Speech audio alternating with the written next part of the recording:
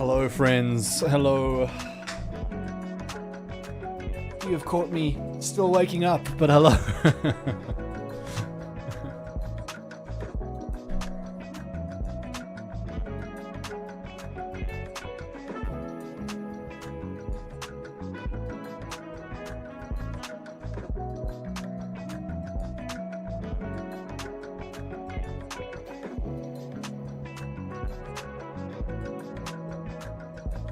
How is everyone doing? Also, let me know how the music is. I assume it's not loud, but let me know. Hello, Beep Boop. Nice to have you here. Hey, Rond.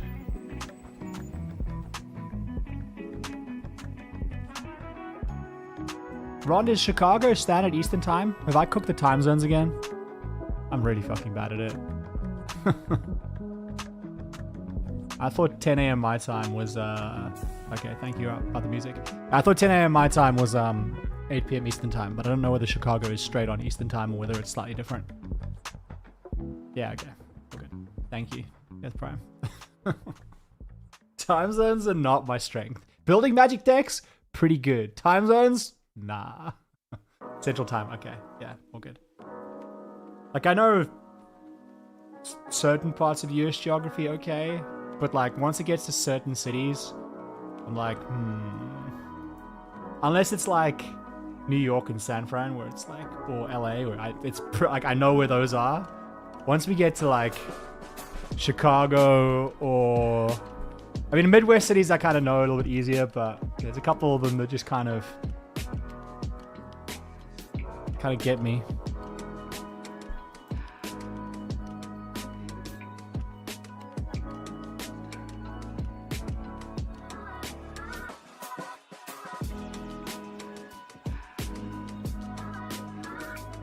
Give it a couple of minutes before I start doing much.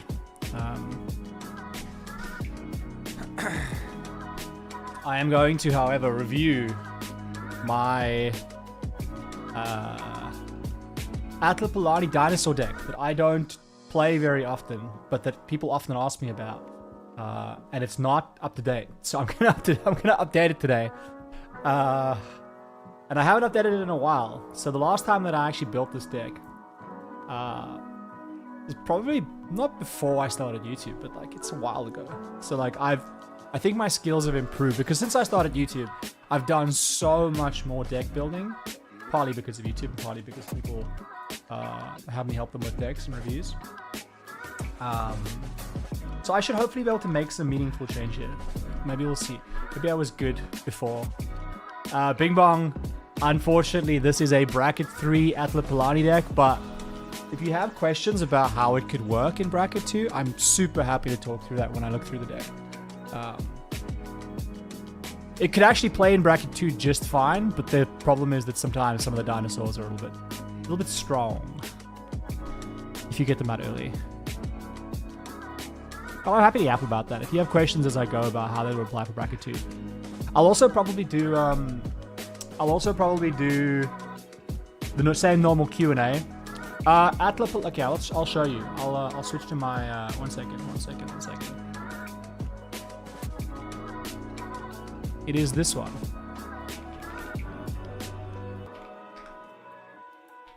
It's the Jurassic Park skin of Atla Palani, which is why it's a dinosaur deck, because it's all about dinosaurs. Give me 1 second. I've got a very cute puppy. Well, puppy. He's not a puppy anymore. He's 5. I've got a very cute dog here that's sitting wiggling at me because he wants dinner at 10 a.m. in the morning. So I'm just going to remove him from my room. 1 moment. Here, Emil, off you go. Come on. You go lie here. I have a problem with being perceived. And as much as he's very cute and a lovely dog, him sitting staring into my soul, I can feel his eyes boring into my shoulder as he looks up at me from next to my chair. And unfortunately, now is not the time for him to be fed, so he needs to wait.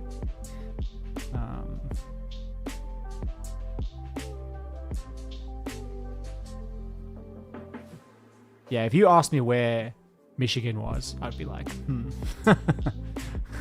I could give you a rough idea. Hey, Tomster.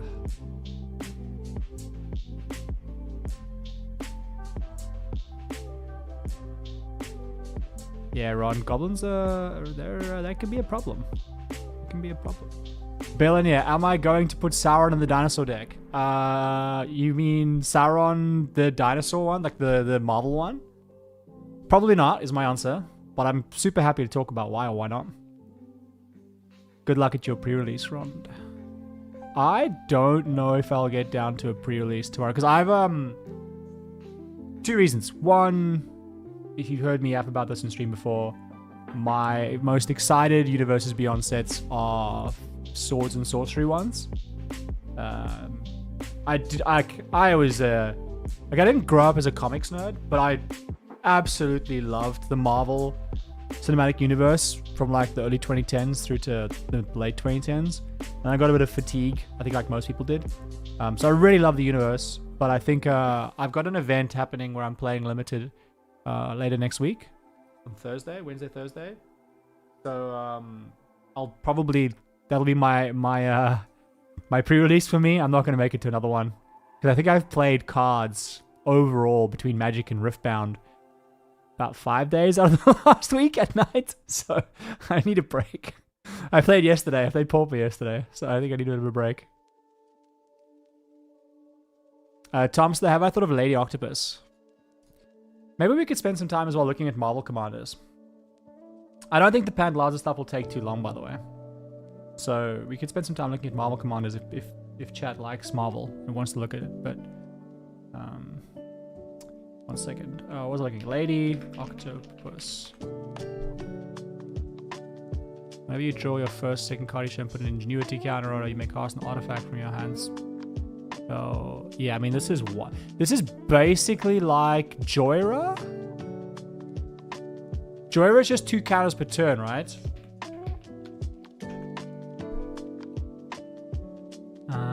Which one is it? This one? Yeah. Cost. I mean, I'd say that Joyra is just a better one of this, because Lady Octopus...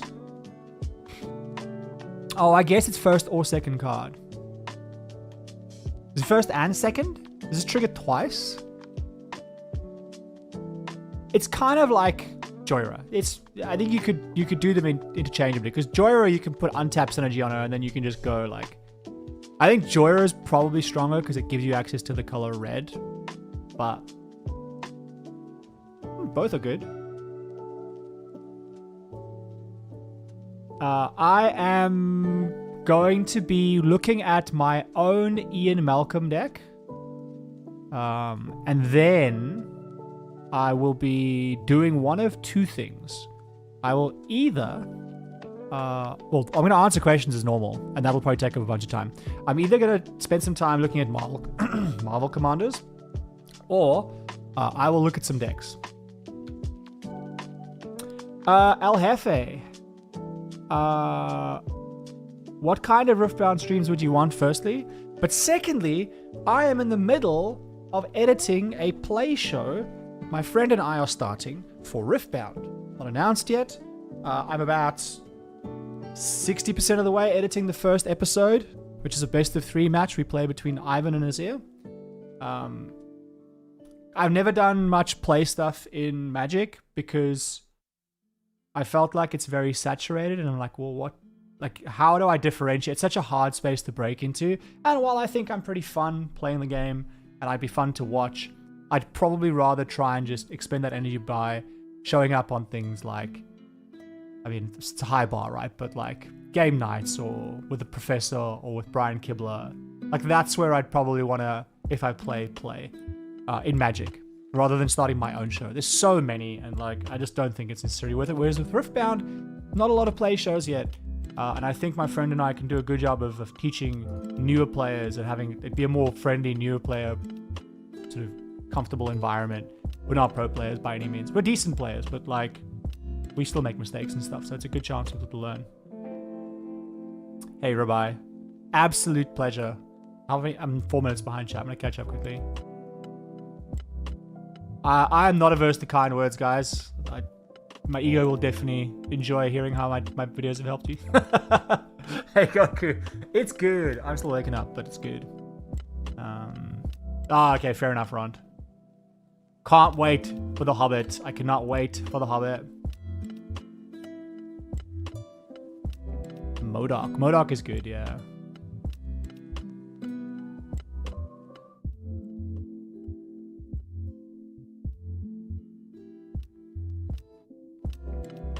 Hey, Finzi. Total chaos. It's on my architect, but it's like hidden. I will make it public after this video. Billionaire, there is 4-player in Riftbound. Basically Commander. I don't play that much. Because Riftbound has kind of been like, I wanted to get back more into competitive environments. So Riftbound is that for me. But yeah, there is 4-player. The game was kind of built around enabling 4-player. And like, every deck, even if you play 60 card, kind of like has a commander, right? Because you have your legend and you have your champion unit. So you have, and you know, not to make this a Riftbound stream, but you have your legend, which gives you a buff. You know, some legends allow you to add 1 colorless mana or energy. Some allow you to, you know, if you're blocking, you get +2 power basically. And then your champion unit is your commander, basically a unit that you can play out of the zone. Well, you can play it once and then it's gone. But yeah, so yeah, it's got a lot of similarity to the commander already. And then yeah, you can play. And there's some really cool synergies you can make with playing with 2 players on a team.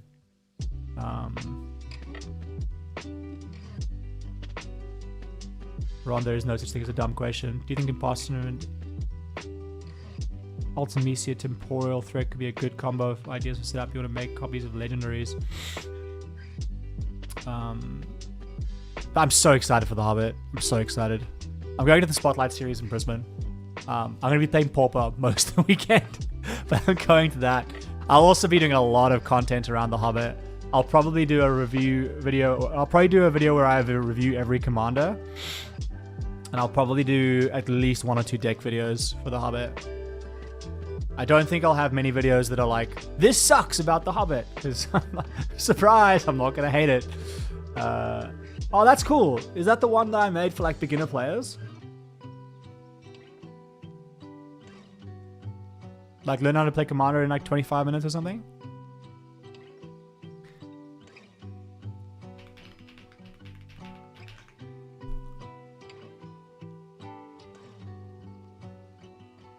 Could I not spell? Syndrome no E?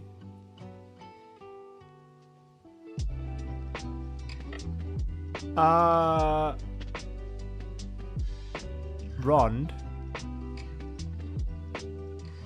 Can you let me know which cards you meant?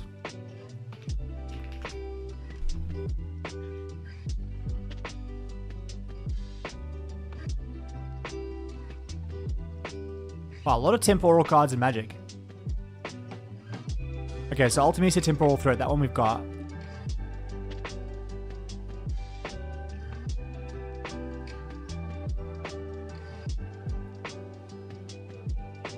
Yeah, weird. Why wasn't it coming out? Syndrome.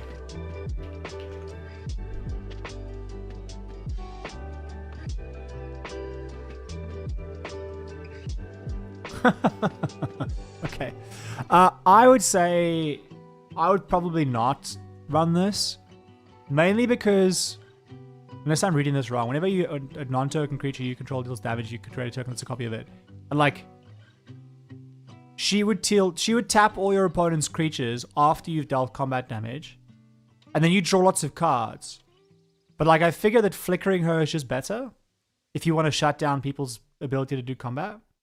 But I would say that like, this feels to me like a painful combo. If you achieve it, no one's going to have any fun. And you're not going to you're not going to close the game out quickly. That'd be my guess. And I would say those are the kind of worst kinds of combos to create. They're great for single player Magic. I was talking yesterday about a modern deck where it's blue-white control and it has Isochron Scepter and you can put Orm's Chant on it. just to like what Isochron Scepter is, it says it's an artifact that you can exile a card under it, and if you do, you can play an instant or sorcery that costs 2 less mana.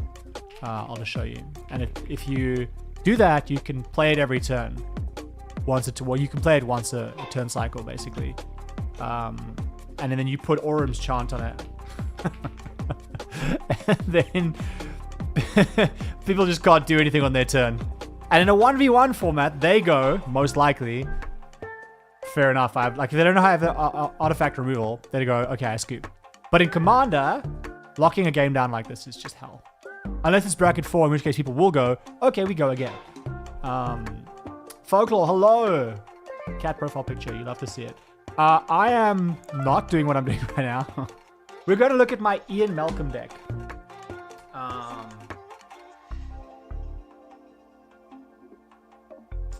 We are going to look at my Ian Malcolm dinosaur deck. Ian Malcolm, if you don't know, is Atla Palani. I have seen Horde of Gondor. It's a very good card. Any of the Lord of the Rings cards, I'm a big fan of. There's a reason why Sauron was one of the first videos I made, and why I have an Aragorn and a Sauron video. Big fan. Big fan.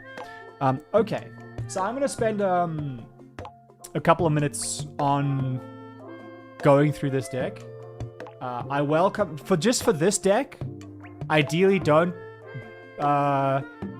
distract the ADHD frog with questions about things that are not about this deck for the next, 20 minutes. You're welcome to ask me anything about dinosaur decks and or this deck. Bing bong, if you want to have a bracket 2 deck like this, but you're like, how do I make this bracket 2 because it's bracket 3? This is the time you ask that question. But ideally, don't derail me too much. Otherwise, we'll never get through this. Oh, me too. It's absolute pleasure. Absolute pleasure. You love to hear it. You love to hear it. Please, questions. Wait. Okay. So I'm gonna talk through the idea of the deck quickly. So I reckon these cards are probably big enough, but I'll make them slightly bigger. So the general idea of the deck is it's an Atla Palani deck. If you don't know Atla Palani, it 4 mana, Naya color. We can tap it to create an egg token with Defender. And then when an egg we control dies, we reveal cards from the top of our library until we reveal a creature card, in this case, a dinosaur card, and put that onto the battlefield and the rest in the bottom of our library in any order, okay? Dog. I'm going to grab these for you quickly. Before I continue. So, there's a whole article about this. One moment, please. Christ.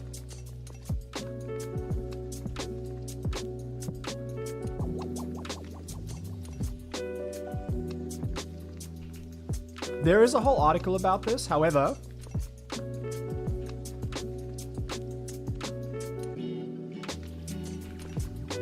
One moment. I'm running up. There we go. There's a whole article about it, but basically the commander brackets are a communication system, and I'm going to label that communication system designed to help people get more balanced and better games of Commander. It provides a bunch of criteria for different decks that allows you to say what your deck is so that it's more easy to find games and matched games, well-matched games. Caveat is that it's not perfect. It's a tool. There are things outside of it. You can say, I've got a bracket 2 deck, but I'm running one of these things called a game changer. Please, can I still play this as a bracket 2 deck? And people will say, that's fine. No worries, bro. It's fine. Don't worry about it. But it's designed as a system. I have my own criticisms of certain parts of it.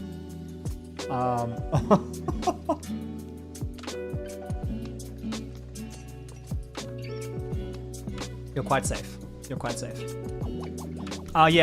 This is not a budget deck, just to be clear. It's one of my own decks that is not a budget deck. Yes, and Rook Egg would work for the eggs here. So I run... I'll jump ahead. Where are my creatures? Where are my... Are they down here? Where are my creatures? God, the organization on... This is clearly before I organize my decks. Because I've got an egg in here. Where is it? Where's my egg? Okay, I can't find this egg. What the fuck? It'll appear somewhere. It's probably... There we go. Summoner's egg. Why is it under ramp? Oh, God. So Summoner's egg is really cool. Because we play Summoner's egg, and then we can put a dinosaur under it. Like a Gishath. And then when we sacrifice the egg, which ideally we have a sacrifice outlet, we can just get the dinosaur in play. So we can get a 4-cost Gishath and go gambling for another dinosaur. It's kind of dumb. Anyway, so the idea is, if you wanted to role play, the idea with this deck is that we are Ian Malcolm, and he has said to everyone, don't do the dinosaur thing. You are making a mistake. And then everyone goes, what do? They do the dinosaur thing. So the whole point of the deck is we make eggs. People don't want to attack into us, and if they do, well, they're going to get trampled by a big scary dinosaur. The idea is that we play in Malcolm, we keep him safe with protection. We've got a bunch of synergy with big powers, big toughness of creatures, like the Greater Good and Grishkar's Expertise. We've got Skull Clamp, which kills an egg and draws us 2 cards. It's a pretty good deal. And then we've got a bunch of ways to sacrifice our eggs if we need to, like Martyr's Cause or Goblin Bombardment. And then we've got some really good board wipes. So we've got board wipes that allow us to sacrifice either everything but our commander and does the same thing to everyone else, or kills everything but one creature, and so it allows us to keep our commander. So basically we're breaking all of our eggs, but keeping Ian Malcolm in place so that we get the triggers, and that Ian Malcolm doesn't die. The idea is, we play Ian Malcolm, we make some eggs. If no one attacks us, we play a board wipe. We get a whole bunch of dinosaurs. Everyone else's creatures die. So that's the idea. I'll go through this category by category. I might reorganize a little bit. This is...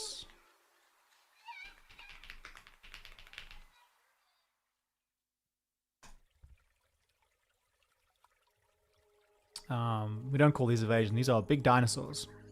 Big dinos.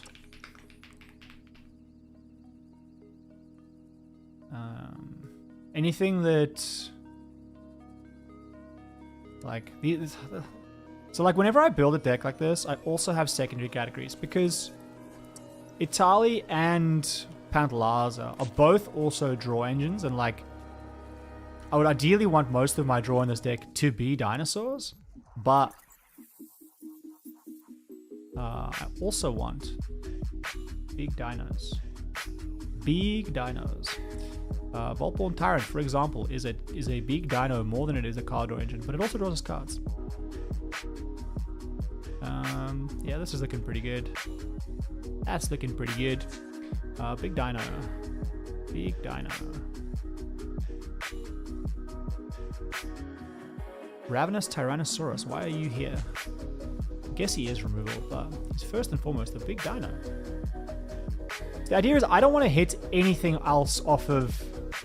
I want to hit only the juice off of my triggers with my eggs. So like... Pantalaza is like a miss for me when I'm doing this. Pantalaza is a miss. I'll explain what I'm doing in a second. I'm just going to do some reorganization here. This should be here. Also, if there's questions as I'm going, by all means, ask the questions.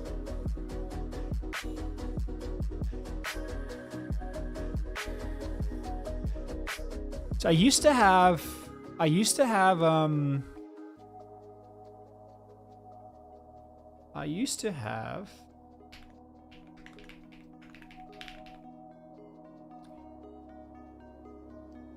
spells that are now in my Marin deck. What are they called? One second. I always forget the names of these spells. I try and keep... Glad I can be the background noise for doing the dishes. I try and keep cards limited to individual decks where I can. Obviously, things like Birds of Paradise, sometimes you have to break that rule. But for the most part, I like to keep my deck collection in paper small. and I like to keep cards unique to certain decks. So for example, I previously ran Natural Order here. Natural Order is pretty good because I can sacrifice a creature and get a big dinosaur. But I'm not running any Mana Rocks anymore, and that makes it harder to use this. So I put this in my Marin deck because it's way better here. Same with Pattern of Rebirth. Similar kind of thing. I put it on a creature, I sacrifice a creature, I get a much better creature. Which, because I'm running Mana Dorks here, is perfect. I'm not running them here because they don't really fit that well. Just gonna... Tokens are not really relevant in this deck. I don't know why. This is just... in fact, we're gonna just yeet this tokens category. It's not relevant. It's not relevant.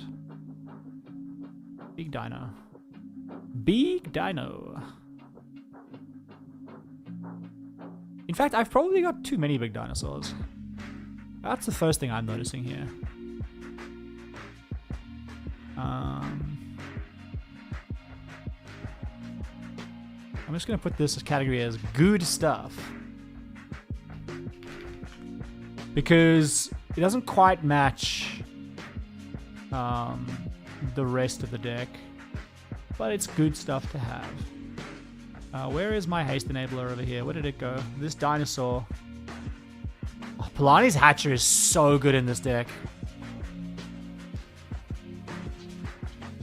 Other dinosaurs have hastes, and when it comes into the battlefield, it makes us 2 eggs. It can also kill our eggs for us if we don't have a sacrifice out there. It's so dumb. It's not a good card in a Pantalaza deck, but in this deck. Auburn, I know what you mean, but just remember that we don't have, like, I know this is a joke, but I'm gonna answer it anyway for the safety sake. Because we don't need, like, the reason you'd normally have a lot of something in a deck is because you need to draw them and have multiples of them and to win the game. If I'm having a dinosaur deck, in this case, I could have 5 dinosaurs in my deck and probably win the game because I could just get the 5 best ones. I don't want this to be a combo deck though, which is why I don't do that. And I have a variety of just big trampling dinosaurs. This is like a very honest deck, I find. It's not, it has some spice in it, but it's a very linear, I'm going to attack you, and if you don't block, well, even if you block, you might just die. But it's not, yeah, it's not a combo-y deck. Lots of Atla Palani decks are like combo decks. You sack a creature, you get a single thing, you win the game. And that's not really how I want this to be.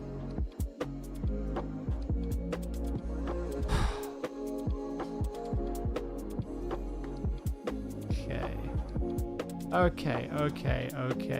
This is probably good stuff, then removal. My removal's very light here, but it's pretty much because I don't care about the removal in this deck. Where is Rhythm of the Wild? You, my friend, are not protection. You are Haste Enabler.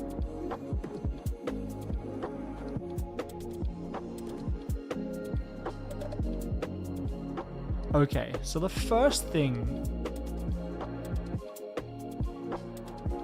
I think I'm going to do here is that I don't want Lightning Greaves or... Lightning Greaves is a maybe. I'm going to sideboard them for now.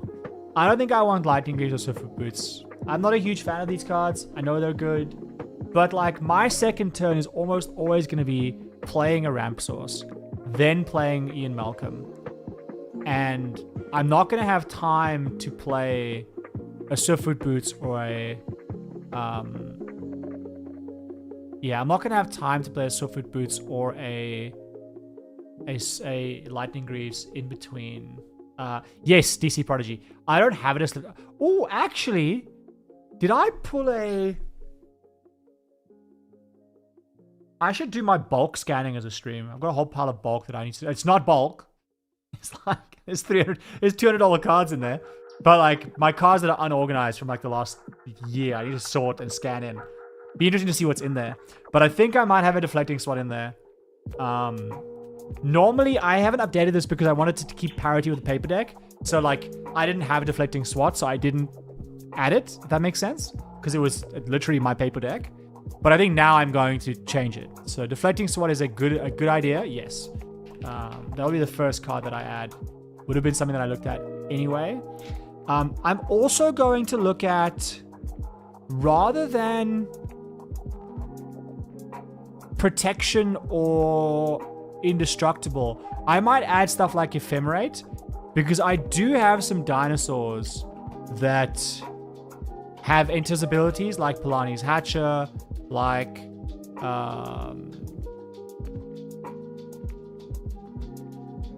there are a couple. Pantalaza, that's only once per turn. Itali's probably the main one, I guess. So maybe it's not so worth. Yeah, maybe it's not so worth. Maybe it's just going for good, honest protection spells. So, like, Defend the Rider needs to come in. Defend the Rider. Tamios. I'm a really big fan of 1 mana protection spells.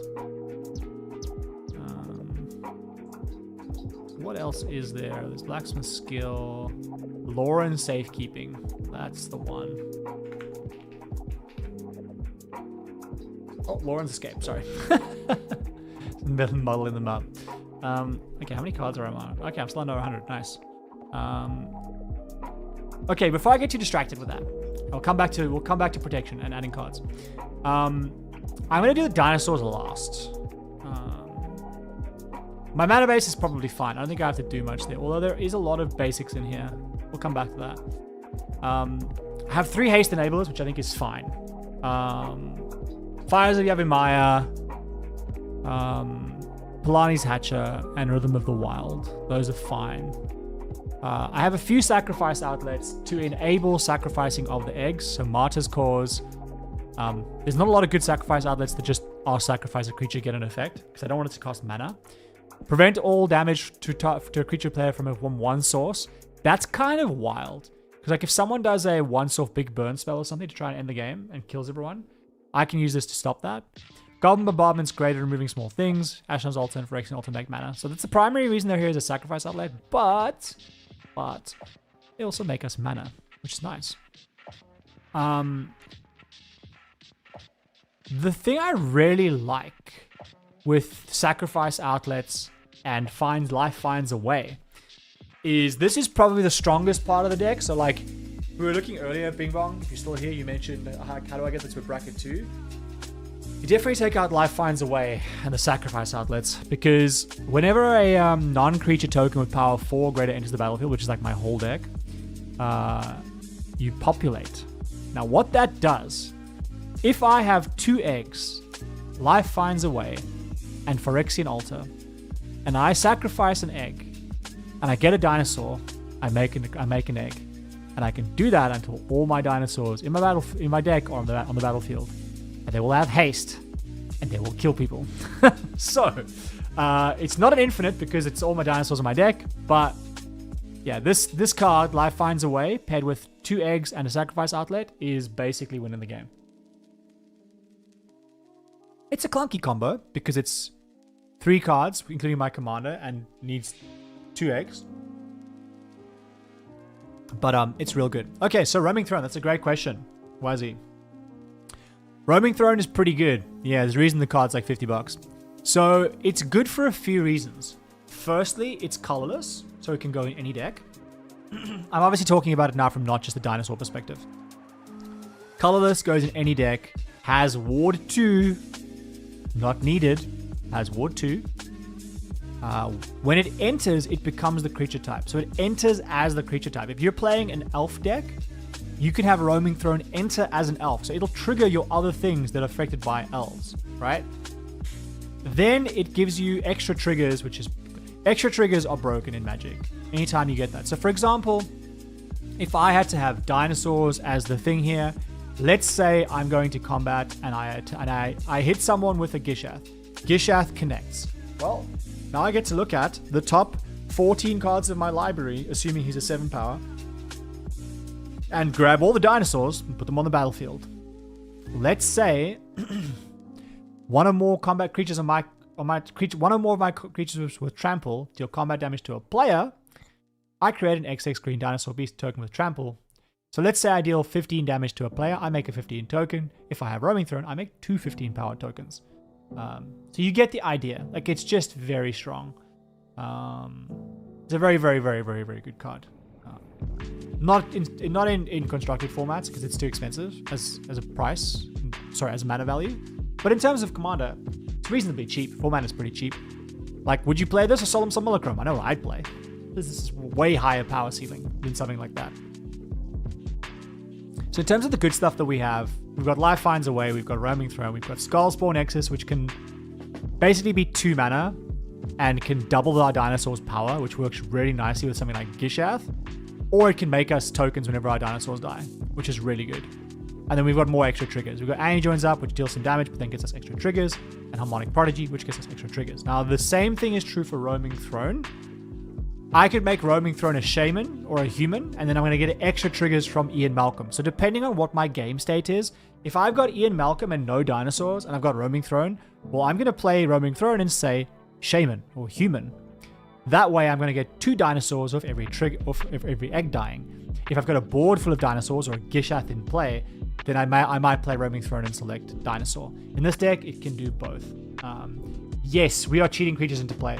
Just to reiterate, what Atla Palani does is it's 2 colorless and tapping her, or him in this case, as it's Ian Malcolm, to make an egg creature, or 0/1 green egg creature with Defender. When that egg dies, or when any egg dies, we get to look at the cards from the top of our library until we get a dinosaur and put it into play. When I say dinosaur, I just mean any creature, but this deck only has dinosaurs. My only creatures are dinosaurs, or Roaming Throne, or Harmonic Prodigy. There's a couple of creatures that are not dinosaurs, I'm getting confused, but 99% of the creatures, 95% of the creatures in the deck are big dinosaurs. And if we don't hit one, we're hitting a Harmonic Prodigy, or we're hitting a Roaming Throne, and I'm fine with that. Those are good hits. They're going to give me more egg triggers, more dinosaurs. It's fine. But yeah, so we're not paying for any of these dinosaurs. Their mana costs are irrelevant. The only reason we run Ramp in the deck is to get Ian Malcolm out on turn 3 or on turn 4 with 1-cost protection. That's why I run so many 1-cost protection spells and not things that'll protect my whole board. Because really, I don't care about my board dying a lot of the time because I have a bunch of eggs. It's very rare that I have a bunch of dinosaurs and no eggs. So most of the time if my board dies, people are still going to end up with a bunch of dinosaurs in play. So I have the 1 mana protection spells because they do a lot of work for me because they're cheap and they allow me to play more aggressively so that I can get my board going faster. Because bracket 3 it ends by turn 7 or 8, right? I'll always have people in the comments being like, oh, that's what the Commander format panel says that it can be. That's not when games normally end. I'm like, that's not in my experience. Bracket 3 games end on turn 7 or 8 most of the time. That's the way that it is. No point fighting it. Maybe your play group doesn't work that way, but you go to a MagicCon or something, the bracket 3 games are going to be ending on turn 8. So, yeah, it's I need to have my commander out early, putting pressure on and being able to start making eggs by turn 4 or 5. Otherwise, I am too slow for the meta in bracket 3. That's why I run cheap protection and why I run ramp to get my commander out earlier. Summoner's Egg is going in good stuff, by the way. It's not going here. Hello, Magoob. Hello. Thoughts on Mosswort Bridge in a deck that has creatures like this one? Very good. I think I run it, to be honest. There it is. Yeah, I run it. I mean, I have a love-hate relationship with tapped lands, but yeah, I think it's too good here. Yeah. Yeah.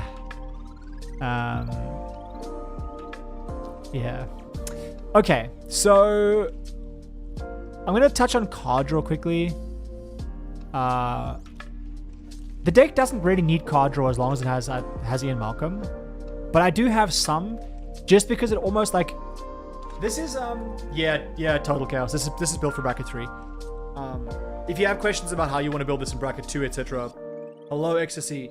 You are more than welcome to ask. I will give my thoughts. But this was a bracket 3 build. And it was a bracket 3 build because I wanted to build this deck. And my playgroup was already terrified by my O-Dragon deck, which I also made bracket 3. So I didn't want it to be bracket 2 because I felt like it would just stomp my playgroup. So I made it a bracket 3 deck. Specifically so that like they could play Yuriko and their more powerful stuff. So some of the choices in this deck, I would say for me are not optimal. Like, is the Great Henge in this deck an optimal card? It's okay. Like, making more green mana once I have dinosaurs in play doesn't really matter. Getting some life doesn't really matter. Getting a card every time a dinosaur comes into play does matter, but I could play Garruk's Uprising. I'm playing the Great Henge because it synergizes in this deck. Like, I'm not going to play the Great Henge anywhere else in my decks. But I have one. I pulled one. So I can play it here.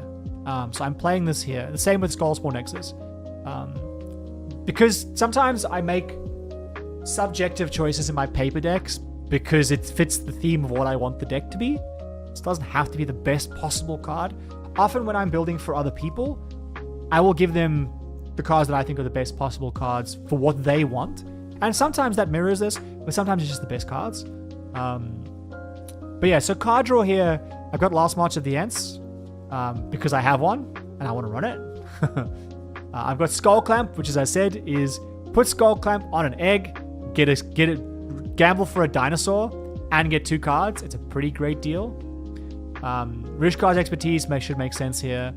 Greater Good is insane here because it's a sacrifice outlet, and most of our dinosaurs are 6, 7 or more power, so it's a positive card advantage. Sack outlets. So it's insane here. Return of the Wild Speaker should make sense.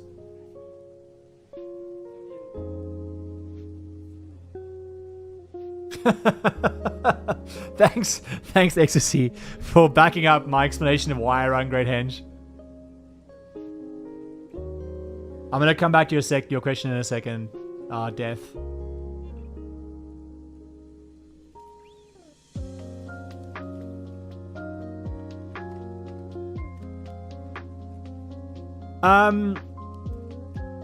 Scarborough's, I don't know why the other Itali isn't in here. I'm gonna be honest.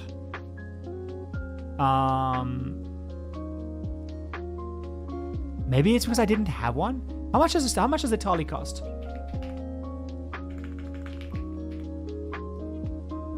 It's probably because I didn't have one. That's probably the reason. Failed to save changes. Nani?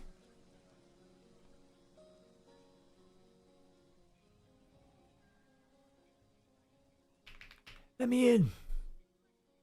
Okay. Seems like Architect is doing the thing. Network error. Oh no, my internet's about to die. Or not.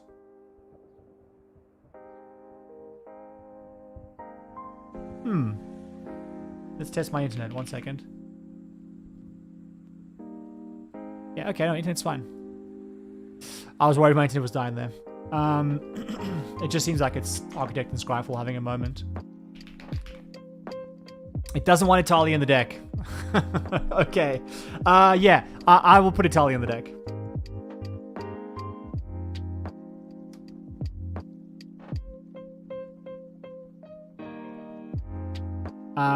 Belanier and Death, I haven't forgotten about your question. Belanier, yes, tap duels would be a good way to reduce the cost of the deck. Just be careful with how many.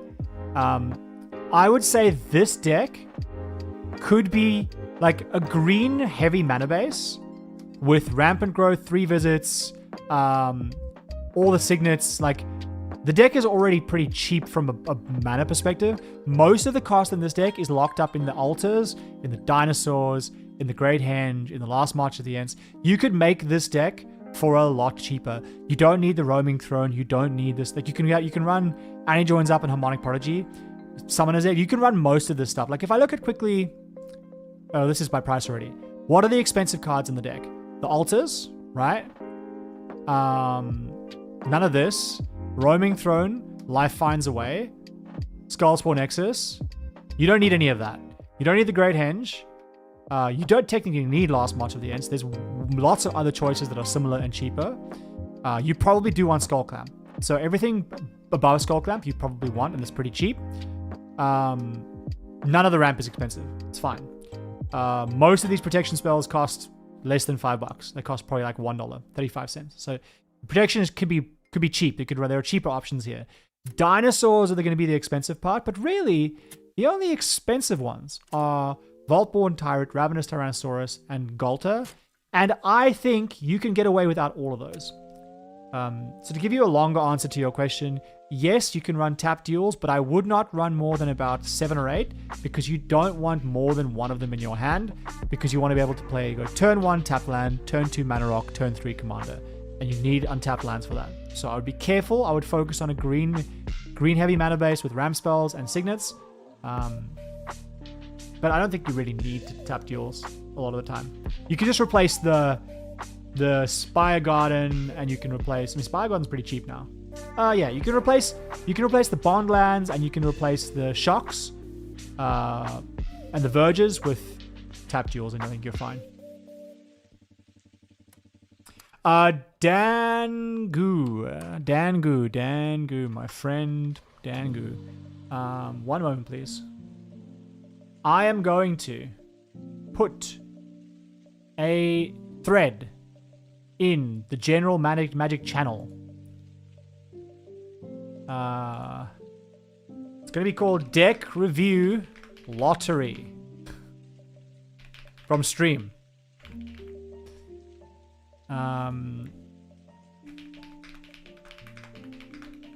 Here, but no guarantee that I will review it.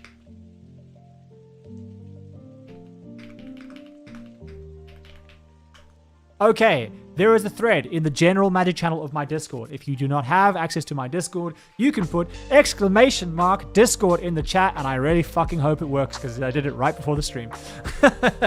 And it'll give you the Discord. But yeah, you can put decks in there and I'll try and have a look at them a bit later.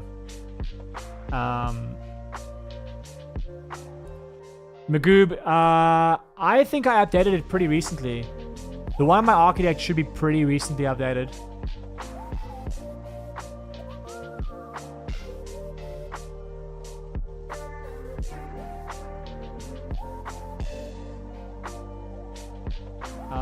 Kavra. Okay, hold on. We're going to go back to Death's question. And then we're going to come to... we're going to talk more about this deck. Death, your question was, how do I get my deck ideas and strategy? Live in a pond is the first answer. Not joking. So, I have played Magic for a long time. So I have an inherent just wealth of card and information in my brain. If you don't have that, you need to build up your own database of information in your brain. So look at the sets that come out, look at the cards, think about the more cards you build up, the more you'll be able to spot synergies and things between different cards and deck ideas. Like typically when I have a deck idea, like let's use Lease Hex as an example, right? Because I was the first person that really... The same for John Benton. I will forever be sad because I built... John Benton was my first... I'll show you John Benton as well in case you haven't seen him. John Benton was my first... Universe is Beyond card. Shock horror, actually. And I didn't really watch much Doctor Who.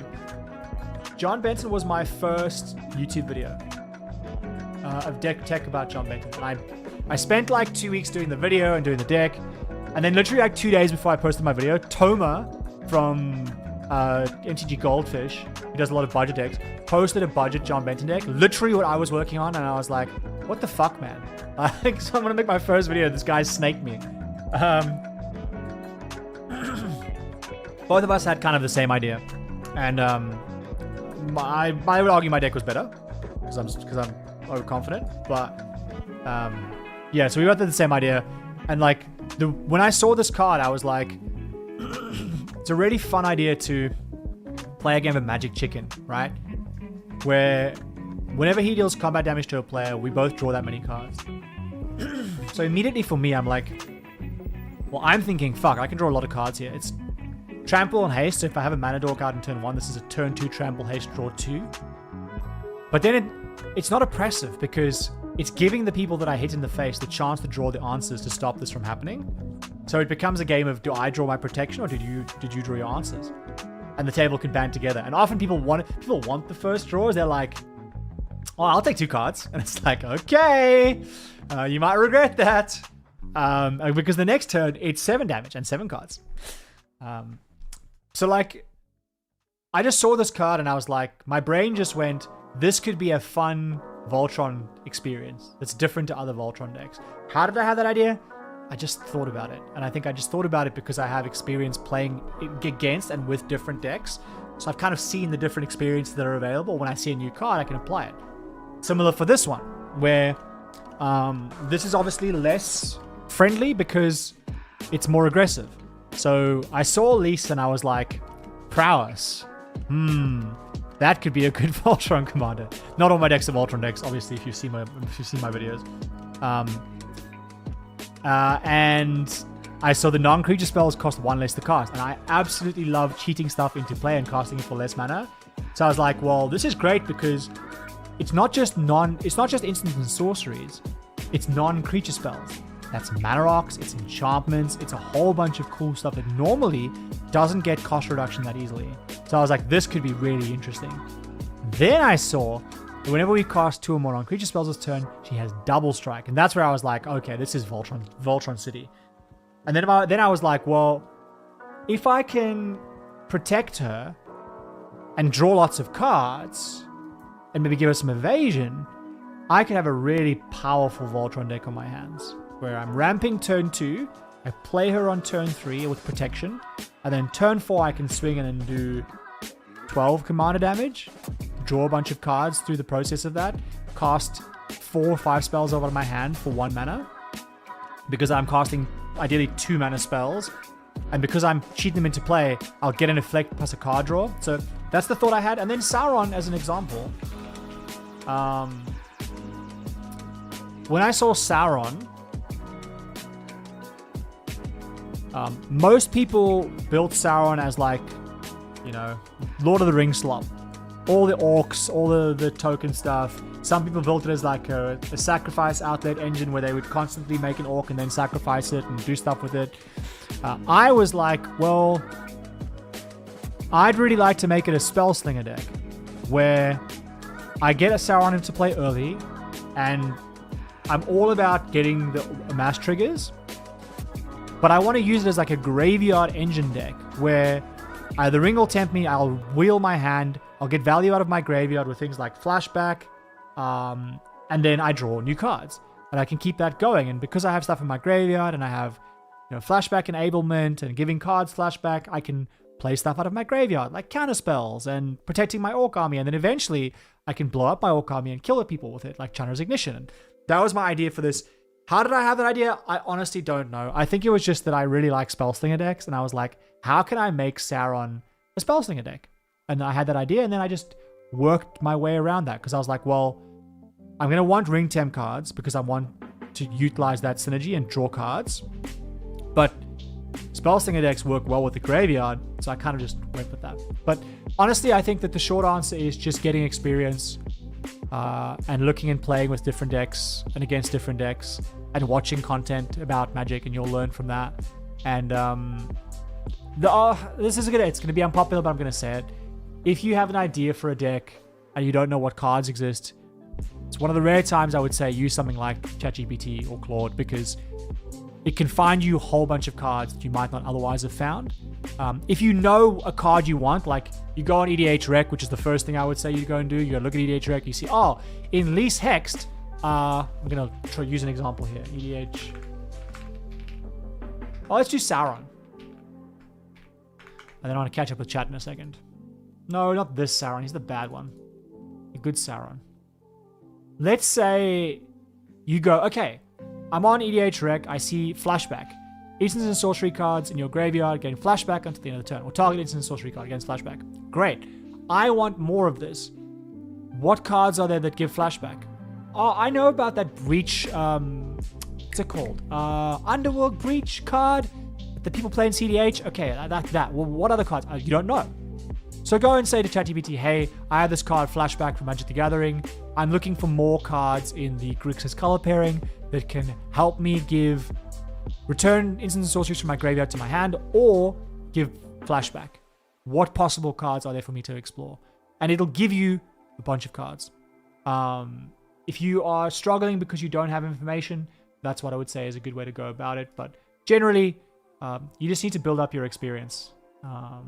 I wish I could give you a better answer than that, but it's kind of just the way that it goes. Kavera. I'm going to come back to your question. And now we are 12 minutes behind chat, so we're going to speed run this. Equipped if a creature dying causes a triggered ability of this creature or an emblem. Yes. But then you'd have to attack with Ian Malcolm. So it would work, but it's not a good version of it. And it's a lot of mana to have to get that effect.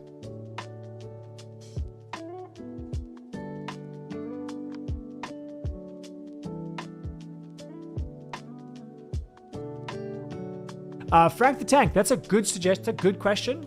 So the first problem is that Utopia Sprawl needs to target a forest, and I might not always have a forest, right? I've got 7 forests and a bunch of dual lands, but not that many forests. So the reason I'm not running Utopia Sprawl is because I need to target a forest. The other reason is because I'm happy to ramp on turn 2. So Fertile Ground would be better here because I think it's turn 2 and it's just a land, right? Fertile Ground's fine. I'm not running it for no real reason. I'm just running Mana Rocks instead. But Fertile Ground's a great option. It's fine. Frank the Tank, Shields. Oh, actually, let me just go Veil's Veil. Veil's will pick up a few enough cards.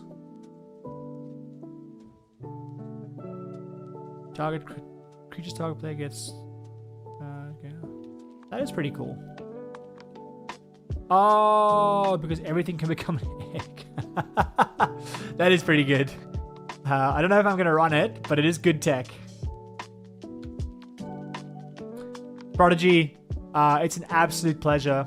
I was really happy with my Witherbloom deck. I had my Scarlet deck, to be honest. If you don't know, you can go and look on my social media. Well, I think I put it in a post on YouTube as well, but I put it on Twitter. If you didn't see my Scarlet Witch deck, I built a Scarlet Witch Bracket 4 deck. It's like a combo deck. If you like the sound of that, put exclamation mark Twitter or something in the chat, and then it'll take you to my Twitter. It'll be on there. I really liked my Witherbloom deck. I got a lot of salty comments about people being like, oh, how is this different to other Witherbloom decks, etc., etc. I didn't really look at other Witherbloom decks because it was a test for myself. So I got to a similar place where most people got to, but I still thought my Witherbloom deck was actually pretty unique because it was running a bunch of stuff others weren't. But naturally, most of the cards that are going to want to go in a deck like that got bubbled up to the top from other people excited to brew it at high power.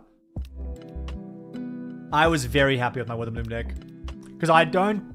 Historically, I think there's a feeling right now. It's like, why is this frog only brewing bracket 4 decks? There has been a spell of me brewing lots of high power decks, partly because people have asked me for them, but also partly because it's been a fun challenge to try and improve my experience at building stronger decks, because it also helps me build decks for bracket 2 and bracket 3.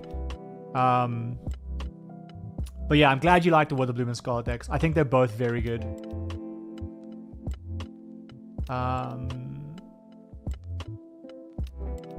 Marvel Ravenous Tyrannosaurus. Oh, yeah. I mean, yeah, it's a pity I bought an expensive one that's Japanese, so I can't even read it.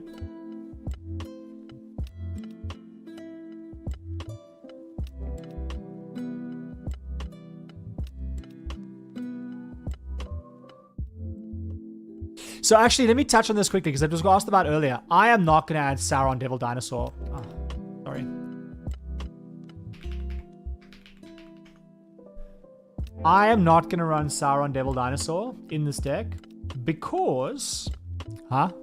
Is that what his name? No, sorry. Sauron Dino Devotee. I'm getting them mixed up. It's just not good enough. I could obviously... Like, it'll ruin synergy with my deck. Yeah, it's just not... Just doesn't work here. Not for me. I think maybe in a Pantalaza deck it can work, but I even think it's pretty weak there. It's a funny card. It's cool for the memes. I don't think it's very good here, unfortunately. Devil Dinosaur is good, though, but I don't think I care enough about all my dinosaurs having hexproof. Better in a Pantalaza deck, I think. Jay Gamby, did you see my Witherbloom video? And you built it off the back of that? Or have you not seen my video? Because if you haven't seen my video, I'd recommend watching that. That might help you. Yeah, I put out a tweet the moment I saw Squirrel Girl. One moment, please. Remember the time that I crashed a Matt Mercer photo opportunity to give him a commander deck? I still don't know whether he plays this deck or not. And I really want to know whether or not he plays it. Or has played it. Or even has it. Because I know how this stuff goes, right? People give you stuff at a show, often it gets lost, or you just don't care. You don't know what's in the box, even though you've been told it's a magic deck that's been built for you. Where is it? So here's the Scarlet Witch decks, by the way, in case you want them. But I was going to go and find... Hey, it's the Frogman. Also, can I just say, how cool is this fucking deck box, by the way? So I use a lot of boulders, a lot of Ultimate Gold boulders, not sponsored, but I use a lot of Ultimate Gold boulders because they are good for the environment and they fit decks really compactly. But this is just like, this was made for me. Made for me. Sorry, I'll get to the point. Yeah, the moment I saw Squirrel Girl, I was like, there's a combo here very quickly. Yeah, Squirrel Girl is going to be nuts. That was not intentional, but there's also a pun.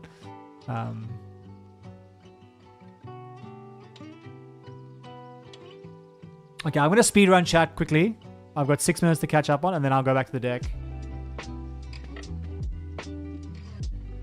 Yeah, I think, Finzi, I think a lot of people that ask me for help, either via the streams or that do stuff, ask me to do reviews or spend time with them on coffee. Because what I changed, I used to have, I still do complete deck builds on coffee. Honestly, they should probably even cost more money. They take me like 2 days of work, which is pretty bad when you take $250 and you put it across 16 hours. But miss the minimum wage probably. But I also have a thing that I changed the $100 deck reviews to sessions. So I spend like an hour and a half with someone working through a deck, working through ideas, helping them see how I think. Because yeah, I agree with you. Like, it's hard if you just don't know what you don't know. So I think maybe I should do videos about the new sets that just talk about commanders that I find interesting.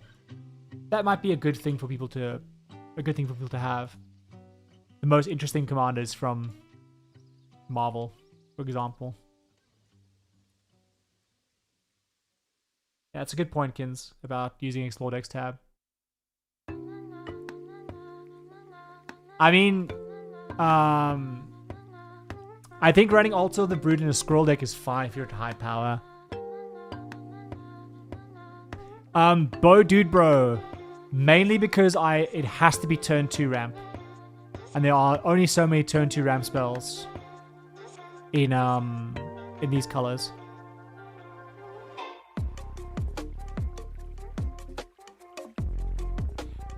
Three-inch Puppy. Sauron Yeet deck is and for those that don't know, I'll just show it here. All of these decks have been priced out because of cards increasing, but it was $100 when I built it. So this is my Sauron. This Sauron Yeet deck, basically a spell slinger deck that's all about creating a big orc army and then throwing it at people. This is, I would say, playable in bracket 2. Because for the one reason that it doesn't have a lot of protection for the orc army, it's kind of been built with that weakness in mind. so that you can sit it down at a bracket 2 table and you can tell people this deck is scary if I have a big orc army.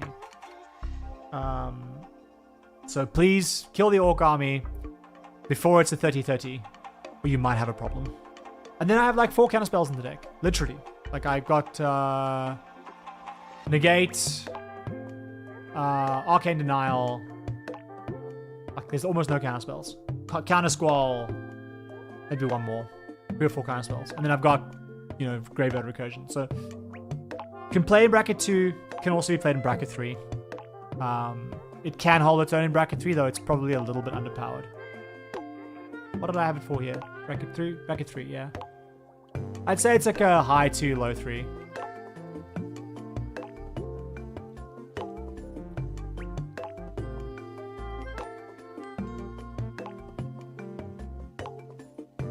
Oh yeah, Frank the Tank, you're different. Your deck is fine if you've got duels and things.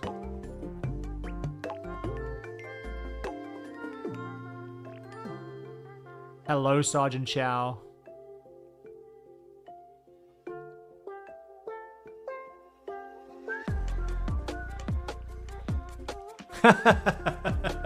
Auburn.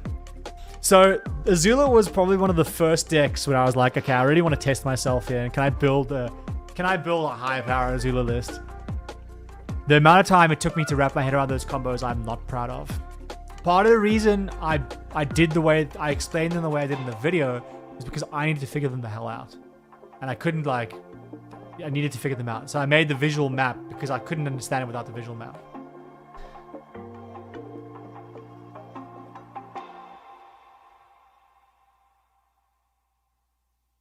Yeah, I play mostly bracket 3 or bracket 4 right now. But I still play bracket 2 a bunch of the time if people want to play it. Okay, I've caught up with chat. Huge. Let's fucking go. I'm going to finish this Ian Malcolm list quickly, or at least finish my thoughts on it. So I think that, like, I'm fine with my ramp. I'm fine with the talismans. It's not an issue. I have 13 ramp sources, including Ashnod's Altar, which is not enough. So I might do Fertile Ground, to be honest. As a reminder, I'm not running creatures that give ramp, mana dorks, because I don't want to hit mana dorks with my egg triggers.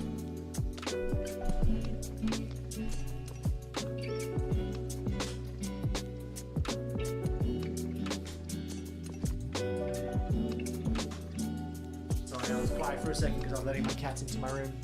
He was sitting pawing at the gate to get into my room. We're like a childproof gate that keeps my dog out when he bothers me. So, okay, I think ramp is fine. Because I need 12 ramp sources. That's the magic number. Protections, for the most part, fine-ish. 9 sources of protection. That's probably enough. Probably enough. Like, I kind of wish I could have more, but I don't think I have the space for it. Sack outlets are good.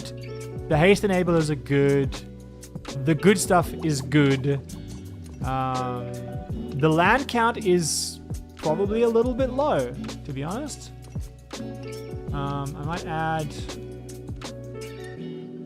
2 lands. Although I suppose the land count is low because I only need to get to 5 lands.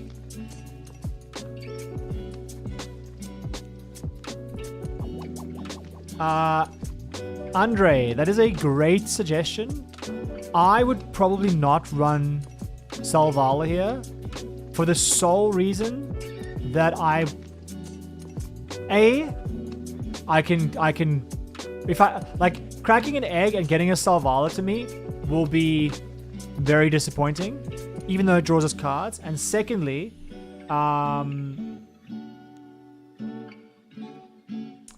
secondly, I really want to have the ability to play Ian Malcolm on turn 3, and Selvala won't allow me to do that. So for that reason, I wouldn't.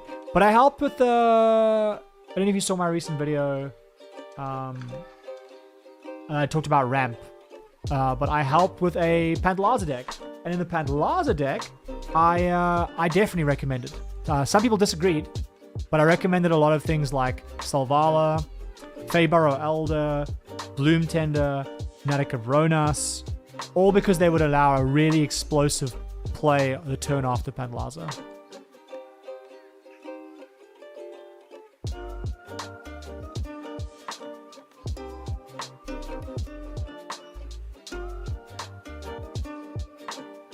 Okay, so I think for the most part, looking pretty good. Okay, let's look at the dinosaurs quickly. Oh yeah, Scarboroughs. That would be insane.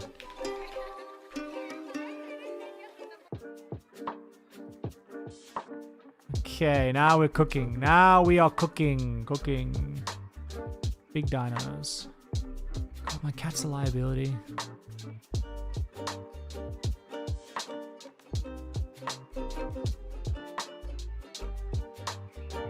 Okay.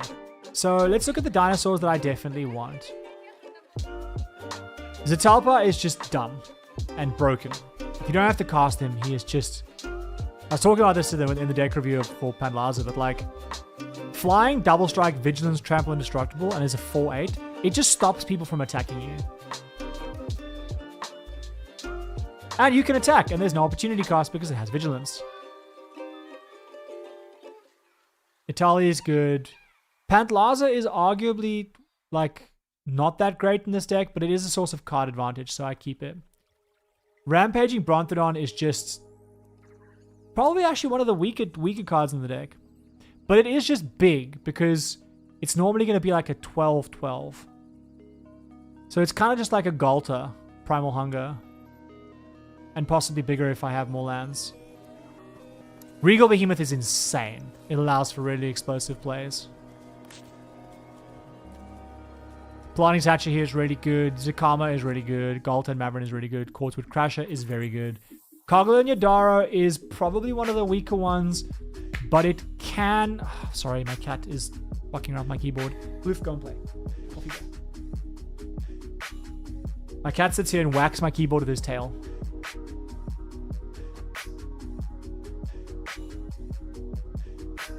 Where were we?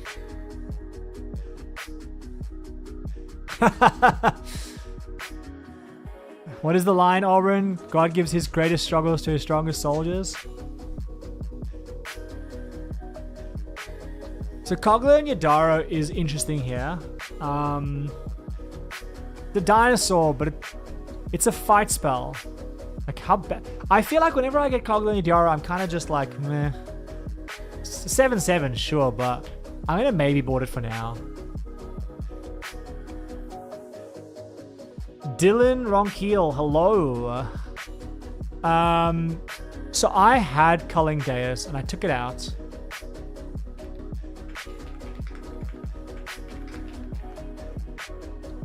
Deus. Oh, it is AI, right? Deus. Yeah. So, oh, we want cat cam. Hello, Sarah. Maybe I could give you a cat cam. Give me one moment. We're gonna get a cat cam going, friends. Give me some. Okay, so, chat, tell me why I'm not running Culling Deus in this deck. See if you can figure out why I'm not running Culling Deus. Whilst I figure out my cat cam, I'm gonna be 1 minute. Fetch a cable.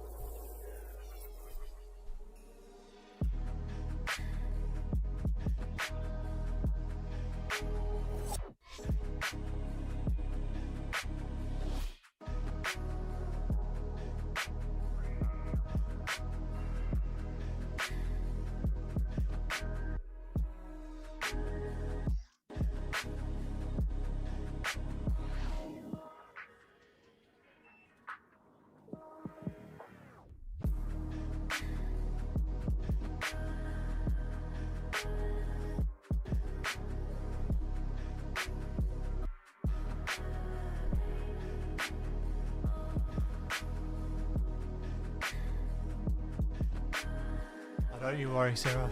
I'm quite happy to oblige a cat cam. It's also fun. And So Dylan, hope this isn't like chat piling on, but I ran it at one point, so I had the same idea. I took it out because it was sacrificing one creature per turn, and I found that, especially because I run Life Finds a Way, I want to be able to sacrifice multiple creatures per turn. I don't want to sacrifice just one. And that was the big limitation with the card. Because I was like, I can sack and I can draw cards. This is sick. But turns out that no, it was not sick. We're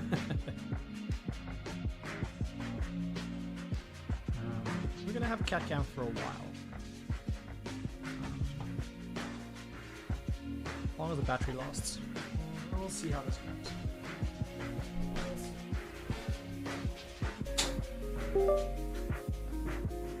Those are the people on a cat cam. We want to see how handsome you are. And how annoying. Should we go this way? Should we go this way?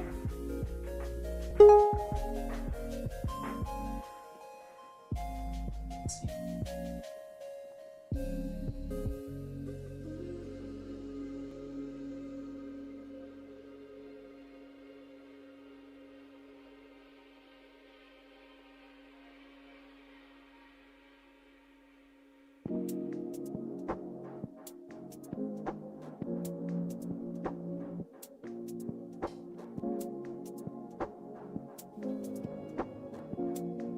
Let's try that.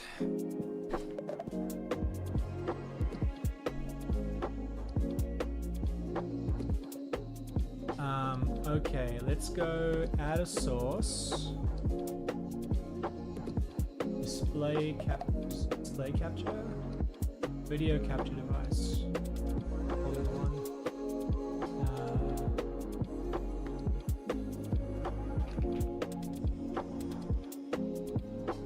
Hey, there we go, it's working.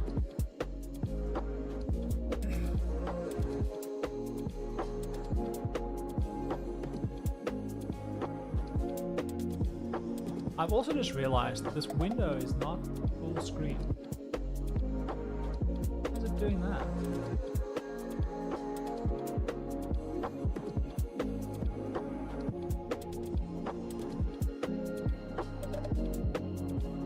There we go, that's weird.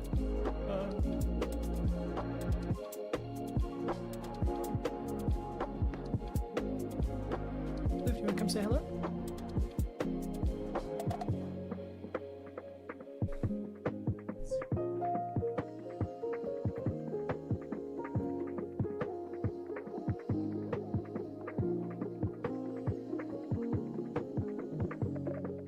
We got cat cam. He's very high maintenance. Very high maintenance. Okay. I have successfully been distracted. We're gonna come back.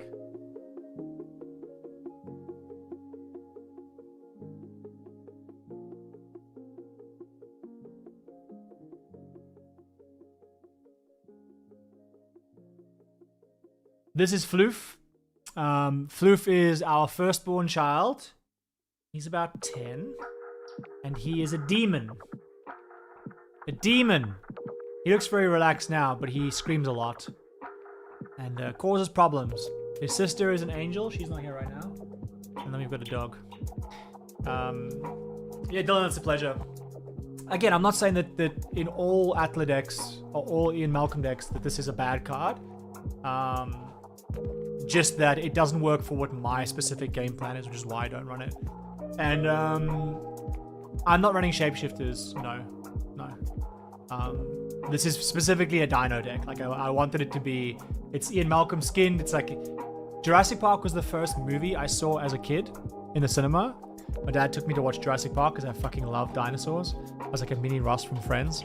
Although I feel like lots of kids that grew up in the 90s love dinosaurs. So like they used to make those magazines where you'd get like these plastic dinosaur skeletons. Anyway, yeah, so it's a dinosaur deck. Obviously, there's Roaming Throne and Harmonic Prodigy, but hello, Tekken Paul. This is bracket 3. This is my Ian Malcolm Atla Palani deck. And yeah, I'm just doing some tweaks to it. People constantly ask me for the list, but I never had it updated, so I'm just updating it now. I saw a question in chat about protection. So I'm running mostly 1-cost protection spells. Things that ideally give hexproof and indestructible, or at least hexproof or protection. So I've just got a wide array of sources of gives a creature protection, gives it hexproof, gives it indestructible.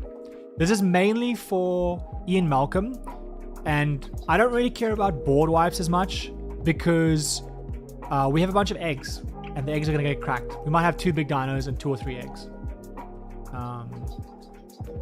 Yeah, I know what you mean, Oprah.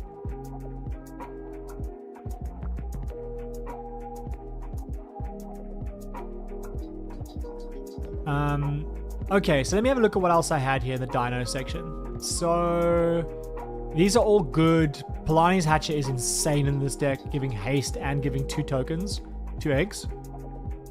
The Karma is just strong. 9/9 Vigilance, Reach, Trample that can destroy things. It's part of my very weak removal engine.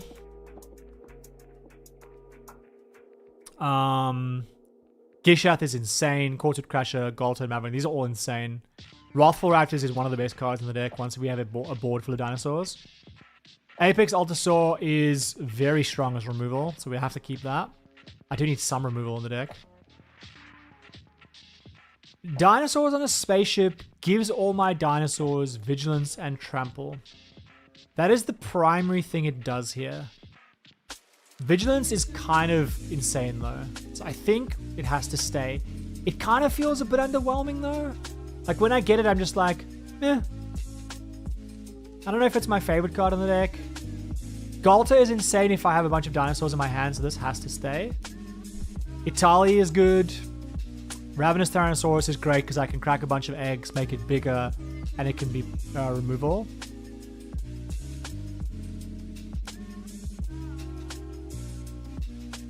So I want to get all my removal here as much as I can through 2 dinosaurs. Voltborn Tyrant is insane and it's good card draw. So I probably wouldn't change much there. We've got, well, 1 space. Okay, nice. I don't think regeneration is a good form of protection anymore. No. It's not that there is too much exile. It's that when exile exists, you're going to have a very bad time. And I don't think you should build a deck that is situational like that. I mean, I think this, for the most part, this is pretty much done. Collective Resistance is also protection and also removal. Just a good general spell.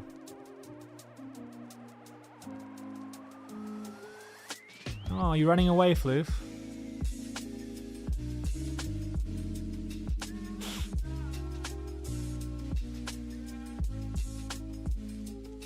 I do not have Velociraptor in here.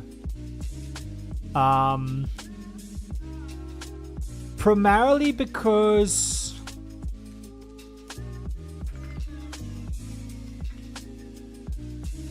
one day. Oh, sorry, one sec. I'm just going to reposition this. Okay.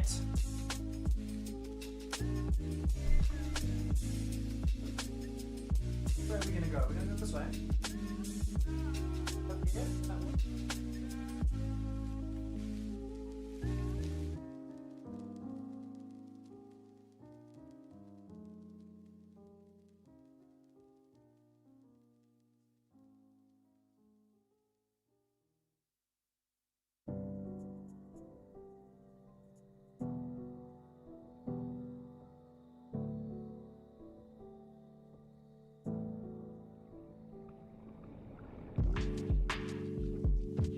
Is that cat cam still working properly?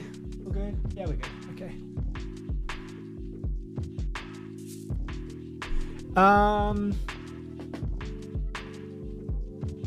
What was I looking at? Velociraptor. Hunting Velociraptor. Now, I actually have one of these, I think. Let me check my mana box. I'm pretty sure I have one. I'm pretty sure I pulled one.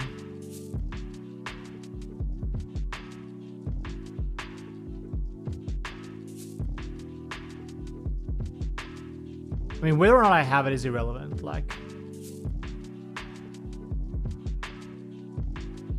yes, I do.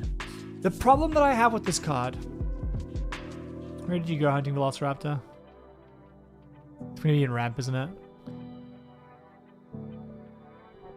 You may cast the Dinosaur spell for its prowl cost if you dealt combat damage to a player this turn with a creature of any of its types. So like, it's a bit win more for me because it can allow me to cast dinos out of my hand, but hitting this off of an egg trigger, I feel like it's just gonna feel real bad. Especially if it's the... What the fuck? Is this like... Oh, this is a special... Why is it giving me the $1,100 version? $1,200 version? My god, that's not the one I have.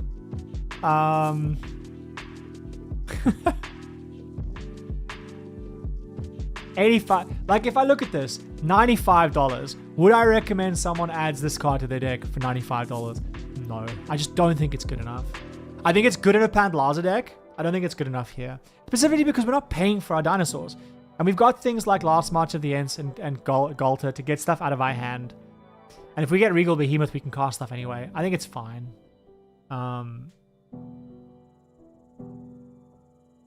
But it's a good card. I just don't know that it fits this specific list. I think that's probably my problem. But honestly, the biggest issue I have, and it's the same issue I have with Dinosaurs on a Spaceship. I'm just going to have to position this so that the cat cam doesn't block it. 1 second. There we go.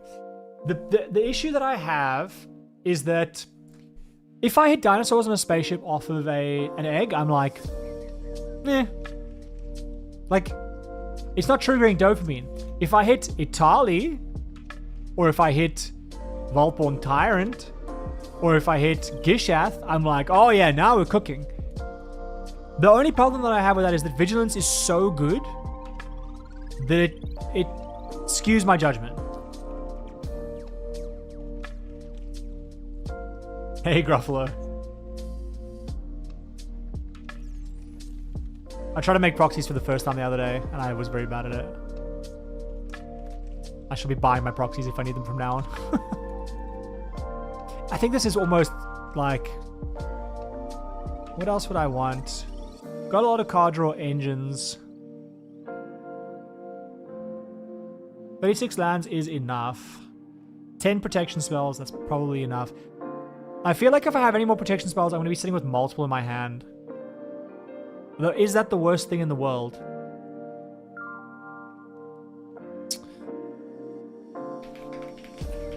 I might just put one more protection spell in and call it a day.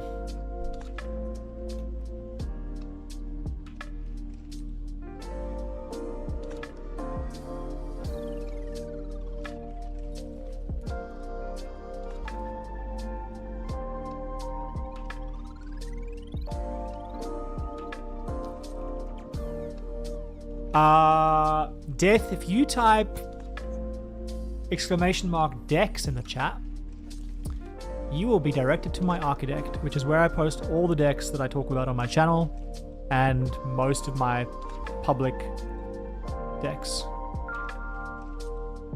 If it works. Nightbot, are you working? Did the Discord thing work earlier? These commands working?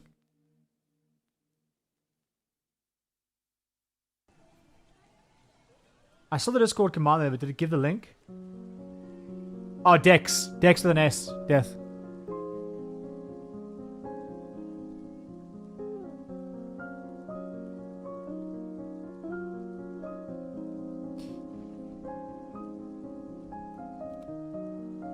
Ooh, I could run Tyvar's stand. If this doesn't give you the link, Death, I'm going to be sad. What did I make the... One moment, please. Yeah, Dex is supposed to work. Nightbot, what the fuck?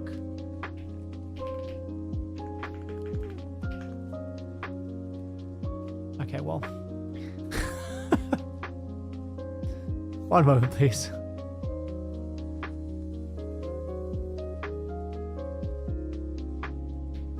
the old-fashioned way. Sorry. But yeah, all my decks are over here. Okay, I'm just gonna add Tyvar Stand and call it a day.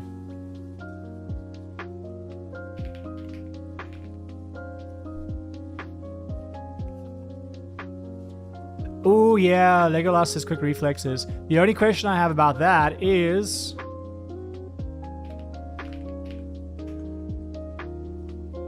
Oh, it does cost 1.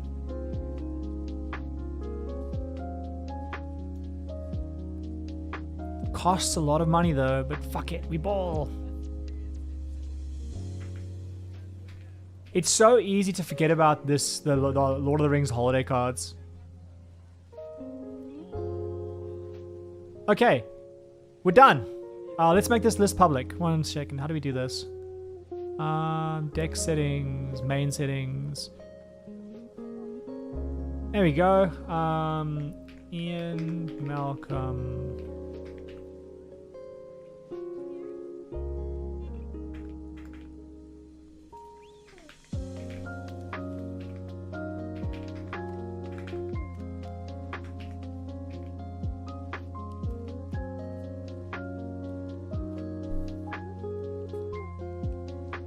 Yeah, no, Andre, great suggestion. I just forgot about it. I just forgot. Okay, Ian Malcolm's live.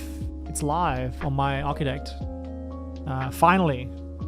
To answer the question, who asked us a second ago? Frank. Why is greater good in the list? For 2 reasons. One, I can sacrifice a great Rampaging Brontodon and draw 15 cards on turn 5. Turn 6 seems pretty good. It's there for sacrificing dinosaurs, especially in response to removal or something. But also, Life Finds a Way is like the main combo of the deck. Now, I don't tutor for it. It just exists. But if I have 2 egg tokens and I have a sacrifice outlet, I can play all the dinosaurs from my deck. Because every time a dinosaur enters, I will populate and make another egg token. So I need 2. Because I sacrifice the egg, get the dino, create a token that's a copy of the egg token, do it again. I don't care if I have no cards in my hand, if our entire board is full of dinos. Basically my logic. But it's mainly here for sacrificing a big dinosaur. Like, you know, Galter. Let's say I get Galters in my hand, I get an Atali, I play out a Galter for like whatever mana. And then I can just sacrifice it for 12 cards. Pretty good. Royal Treatment. Is Royal Treatment just hexproof though? Yeah, no, I don't. Royal Treatment's probably better than running. It's better than running Snakeskin Veil and Ranger's Guile. So I can take this out and put in Royal Treatment over it. But it's much for muchness.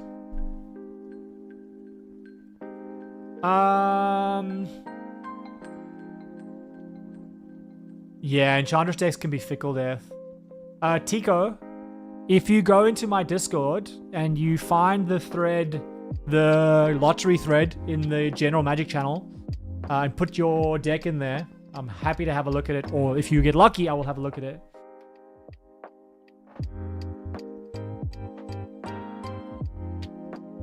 Mirror Entity. I have not thought about Mirror Entity for this deck.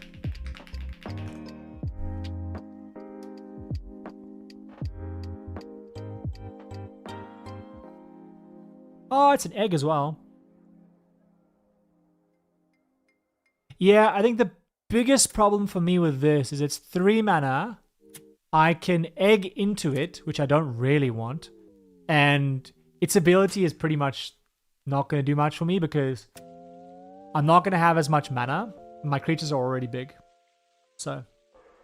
Frank the Tank, no, I don't tutor for the 5 outlets. They just exist. Like, this deck isn't built... I'll be clear. This deck is not built to be a... how do I phrase this? The deck is not built to be a min-maxed Atla Palani deck. It's built to be a fun dinosaur, like the most dinosaur deck that can play at bracket 3. I think it has to play at bracket 3 because the dinosaurs are just often too strong for bracket 2, especially if they come out early. Like they can just dominate the game. Like if I have a Gishath on turn 5 and it's filling my board with dinosaurs, like bracket 2 can't deal with that.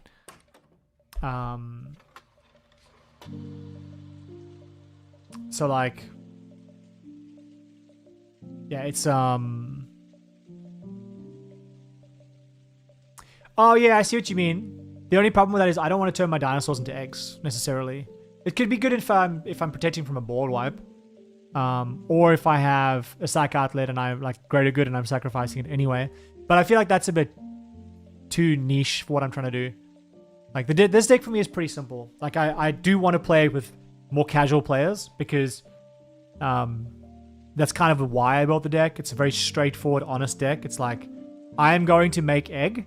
You are going to not want to kill egg. Egg are going to die, and then you're going to deal with dinosaurs.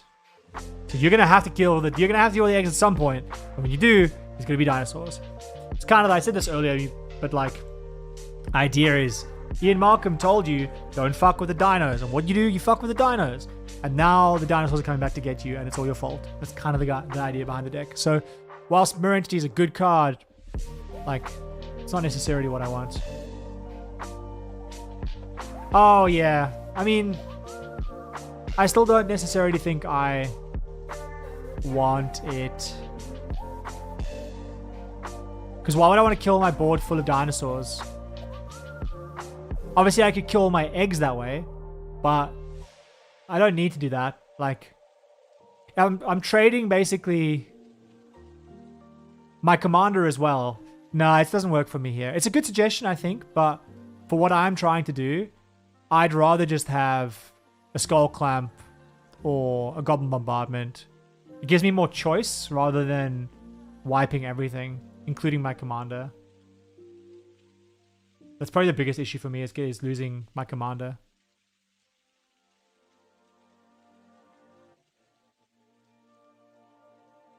Really, the idea is that people just don't want to attack into the eggs. The sacrifice outlets, and also bear in mind, right? I don't know if you saw this, Frank, but I have a bunch of board wipes. So the idea is, like, again, it's an honest deck, as I put it. The idea is to play out the eggs.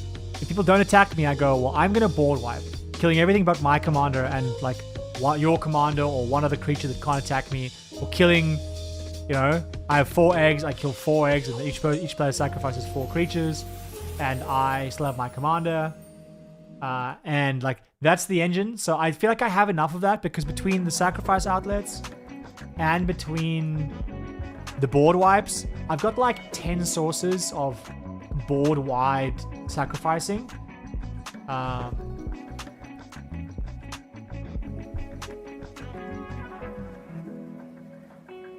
Yeah, Mr. McCulloch, I get that. I appreciate it. Thank you.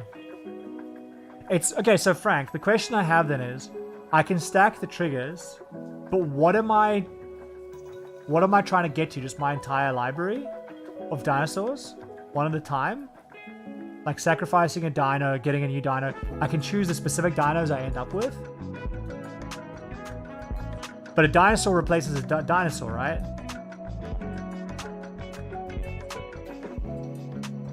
Or if I'm sacrificing an egg, I'll get a dinosaur, which I can then sacrifice. But I'm still getting a ratio of 1 to 1, aren't I? For each egg that I sacrifice. Egg or dino. So it's giving me card selection. It's not necessarily giving me card advantage. Which is the whole point of the egg, is to give me more dinos. Not just new dinos, but more dinos. Maybe I'm misunderstanding it. I hope I am, and I hope it's cracked, and I might add it. I just feel, for me, I already have a lot of ways to get my eggs in the graveyard that already do good things for me. So, for example, the board wipes clear the board. Great. Martyr's Cause can prevent damage. Goblin Bombardment can pick off things. Greater Good can draw me cards. Phyrexian Altar can make me mana.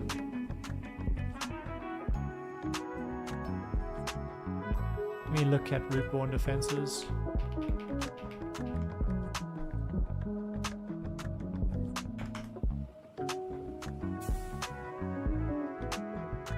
Good shout, Andre. I have a passionate hatred for spells that cost 3 mana and give protection. That give indestructible. And then unless you meant a different card.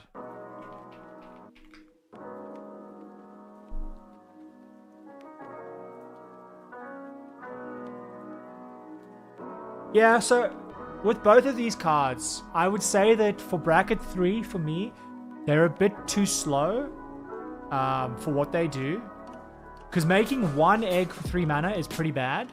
And whilst I can give stuff protection, indestructible is so fickle. And I feel like most of the time, I'm dealing with targeted removal rather than board wipes. And honestly, board wipes don't bother me so much. If someone's resetting the board for most people, like, recasting in Malcolm's not that hard. So I feel like, not bad suggestions, especially if this is a bracket 2 deck, but because it's bracket 3, I think they're both a little bit slow. Yeah, the puppet angle's good for eggs. It's more like, I'm gonna make an egg every turn for 2 mana anyway. 4 mana is just a little bit slow, because it also requires a whole turn to go around before I get 1 egg.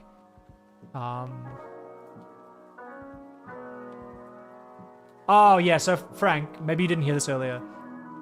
This is specifically built not to be a min-maxed Atla Palani deck. It's built to be Dinosaur Lottery, basically. I don't want it to be like a combo, like an Atla Palani powered combo deck. That's the opposite of what I wanted this to be. That is arguably much stronger. Bracket 4 vibes. But it's not what I wanted here. I didn't want this to be I wanted this to be quite a approachable deck. Like, I play this with casual players, right? People that are new to the game, people that have upgraded the shit out of their precon and have like a really decent, let's say, Ishtala deck or something. Well, I can play this against them because it's going to be strong, but it's also not going to like infinite combo out in turn 5. Like, it's unlikely. I will tell them, hey, I've got a life finds the way combo, but. Okay, with all that said, I think I'm pretty happy with this for where it is right now. I think it could be marginal, better changes.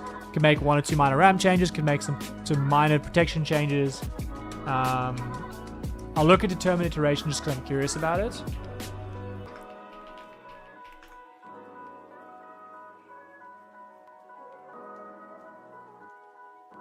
Oh, that's not bad. Now that's not bad.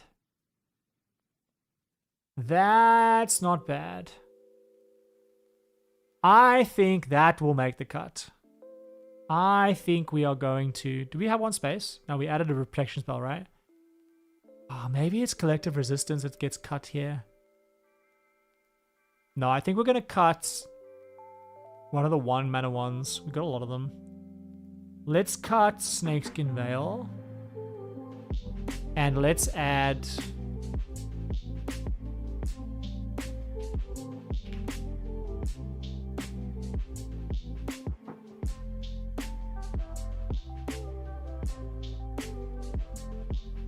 Where did this go? Good stuff. Where are you, my friend? Let's put this in its own tag. Okay. Oh, there you go. Good shout. So, as an example, determined iteration makes the cut because it costs 2 mana. It's doing the same job.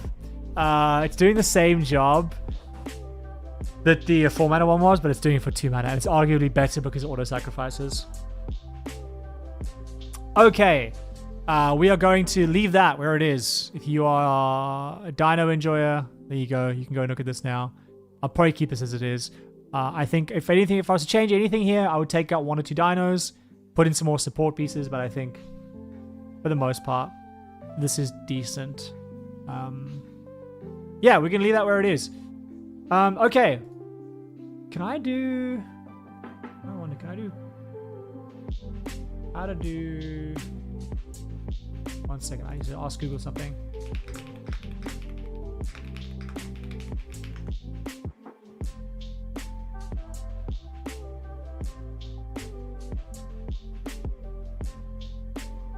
I'm gonna see if this bot. I don't think the bot's working. We're gonna test it. Actually, let's just do this.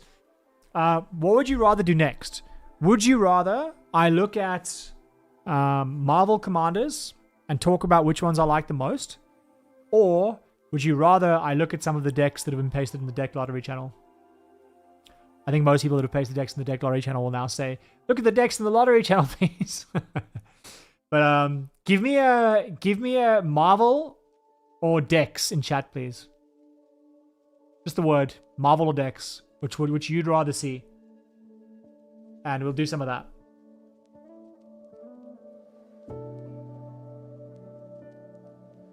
I'm gonna look at G-Red's belligerence while we're getting that going.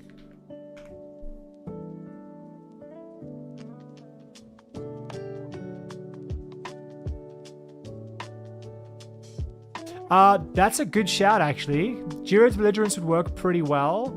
The only thing that I don't like is I could board wipe for this and basically get the same effect. Yes, I would get populate here a bunch of times, but I think it's a bit cute is probably the word I would use. This Bellineer person. You tell them type Marvel or Dex and they type Lottery. Fucking hell. Trying to scam me.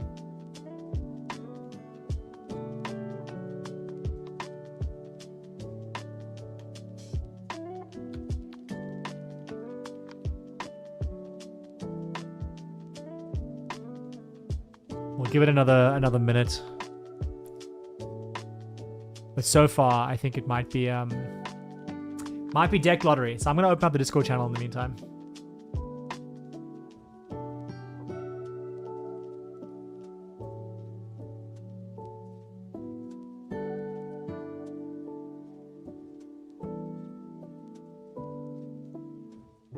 Okay, let's open up some of these. Close all of this. Open a Scryfall window.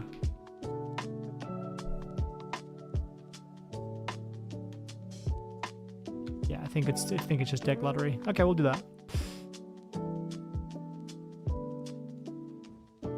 Now, just because I'm opening it doesn't mean I'm gonna look at it. We're gonna see how far we get.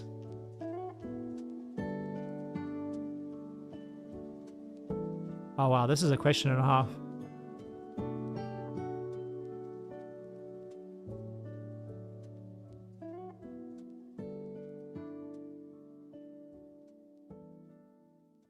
Okay, I'm gonna look at this Enchantress one before. Again, sorry, look at it now because we looked at it before. What are your thoughts on board locks after turn 6 that involve denying a land? And bracket descriptions seem conflicting. Shared your Enchantress deck on stream a couple of weeks ago and was doing a lot of gold fishing. It combos out most often turn 6 and you would expect it to be slower against some interaction. You think speed-wise it's bracket 3 and too weak for bracket 4. You cut some game changes and worked da-da-da. The problem is that the win cons involve locks, enchanted obsolescence, parallax wave. You being disgenuous saying your deck is a strong bracket 3 based on your speed. Or should you be saying the deck is a bad bracket 4 based on the win cons? Da-da-da-da-da. On another note... okay. I think that's an interesting question, so we're going to look at that.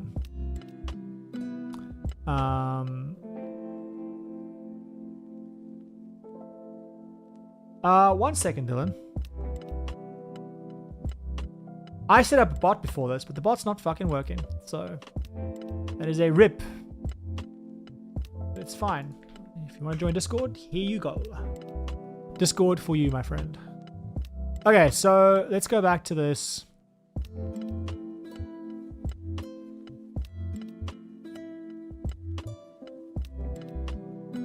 So you're basically just locking down the game.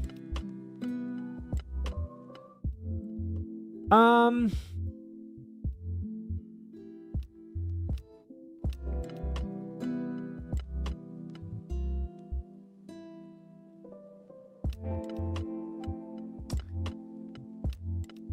I? There we go. Okay, great. So to assess... Okay, so there's two things at play here with a deck like this. And I'm going to forget who on YouTube asked for this versus the Discord names. So, like, just bear that in mind.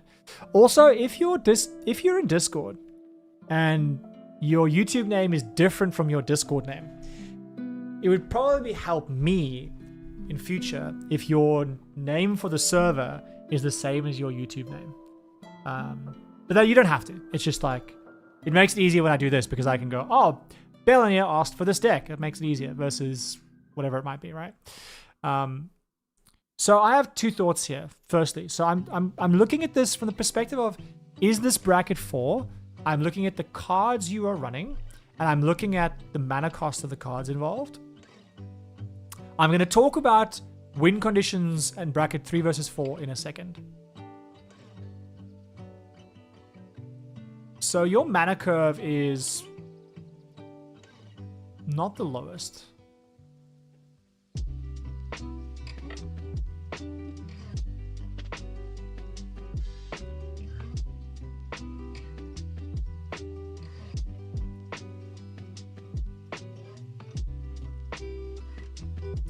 What is the earliest... okay, fair enough, Bellania.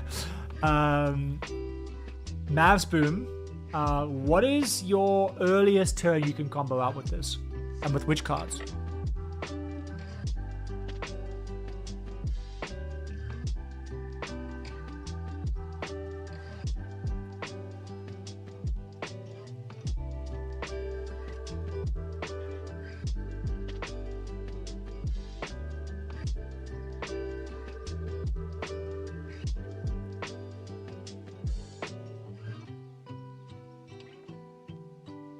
And yes, Bellania, you were just an example. You drew the short straw. You were the last person to say something in chat. You drew the short straw. Whilst you tell me that that thought on what your earliest combo turn is, I will give you my thoughts regardless. So I think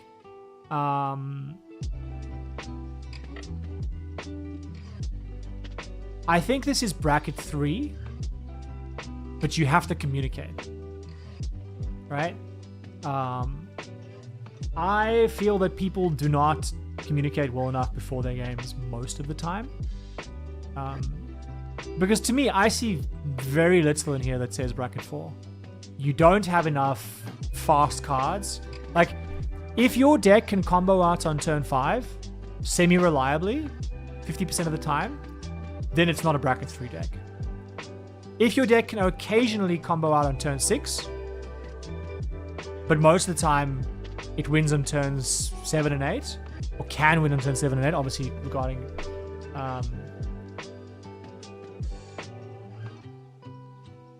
So, how does Bloom Tender and Pemon's Aura combo out on turn 3? Oh, because it's you make 4 mana. Pemon's Aura is 3. You can play Pemon's Aura and play 1 to untap it, and you can go infinite then, right? I see. Well, you got infinite mana. You might not have all the cards in your hand. Yeah, okay. How often would you say that happens? 1 game in 30?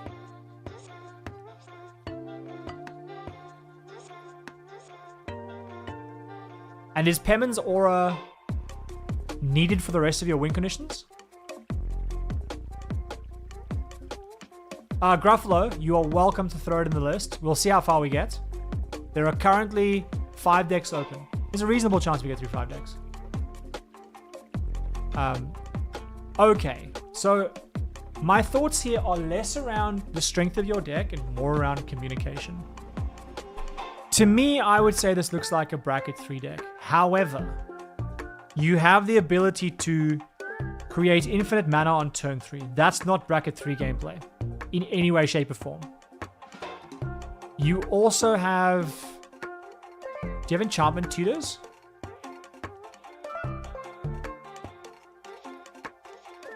You're not running 1 mana enchantment tutors. You are running creature tutors. I'm not seeing enchantment tutors. Right? Is that correct?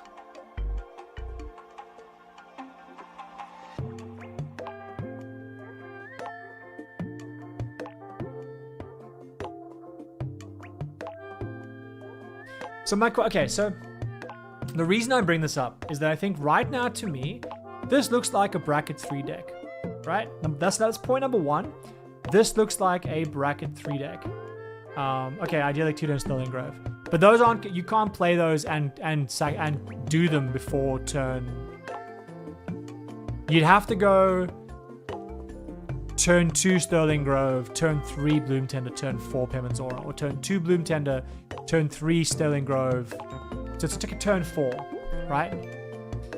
I'm just trying to think of how fast this deck is capable of doing that thing. So I think in overall... Okay, well, let me take it back a step. The key question I have is, what is the role of Pemmons Aura in your deck? How reliant is your deck on Pemmons Aura to play out infinite mana for your win conditions? Because to me, it looks like your win conditions are combinations of like 4 and 3 mana cards. So you can play them out fine on turn 6 or 7. So you don't need Pemmons Aura for your win condition. Is that true?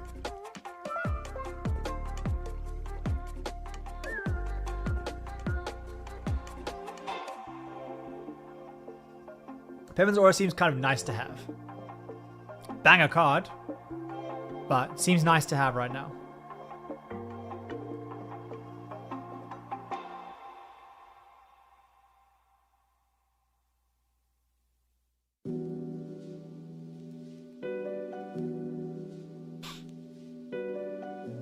And I'm just waiting for Mazboom to give us the verdict on whether Pemmons Aura is critical for the deck. And I'll keep yapping. Okay, so I would say take out Pemmons Aura, because I think Pemmons Aura is creating a problem for you. I think this deck... yeah, okay, so... What are your 2-card combos? So you've got Parallax Wave.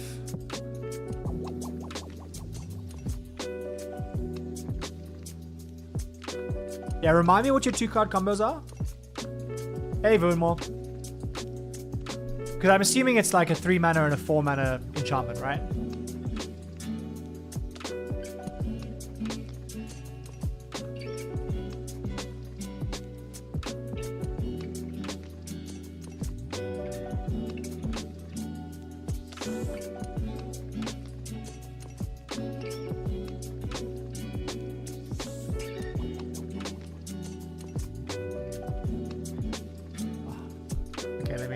Let me go back. How do you open deck descriptions of this? How do you see the primer?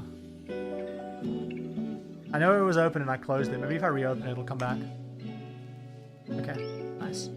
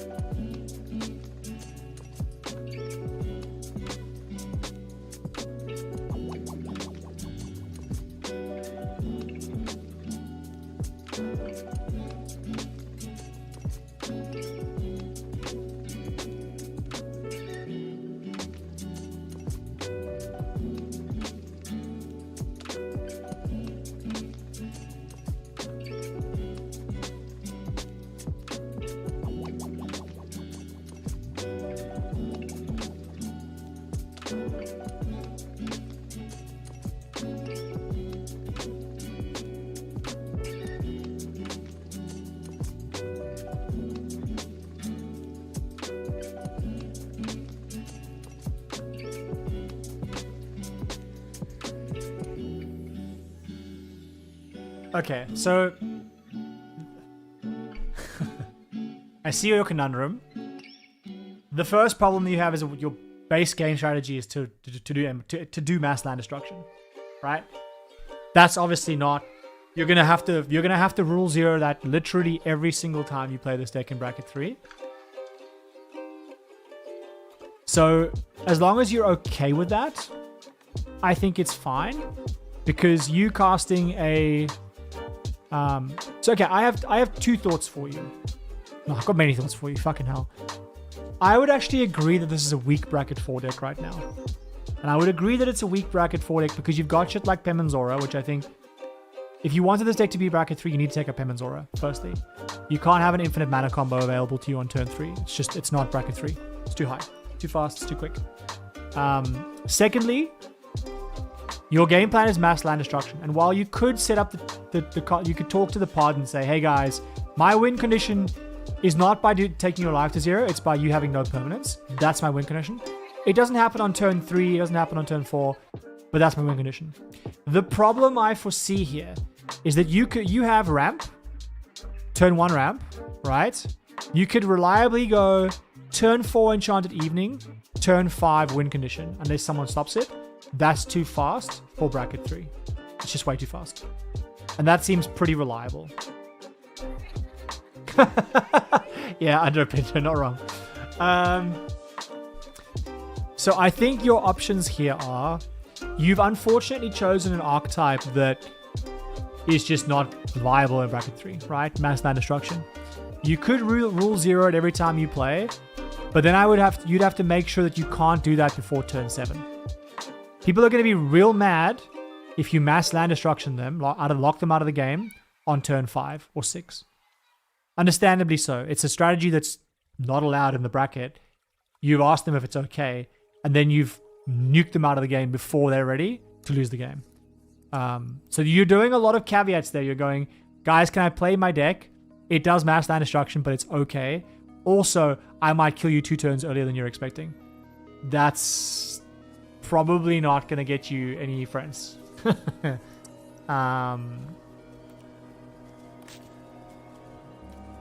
Yeah, obviously there's multiple cards involved here, but you could do this stuff reliably on turn 5 or 6. I think that's too early. So you either need to make sure that it's slower, maybe take out all ramp, so that you'd have to go turn 5, 6, 7. Maybe that's okay. But I think it's better than... I think you have to power it up, cut out some of your win conditions, and put in more powerful cards that enable you to win earlier.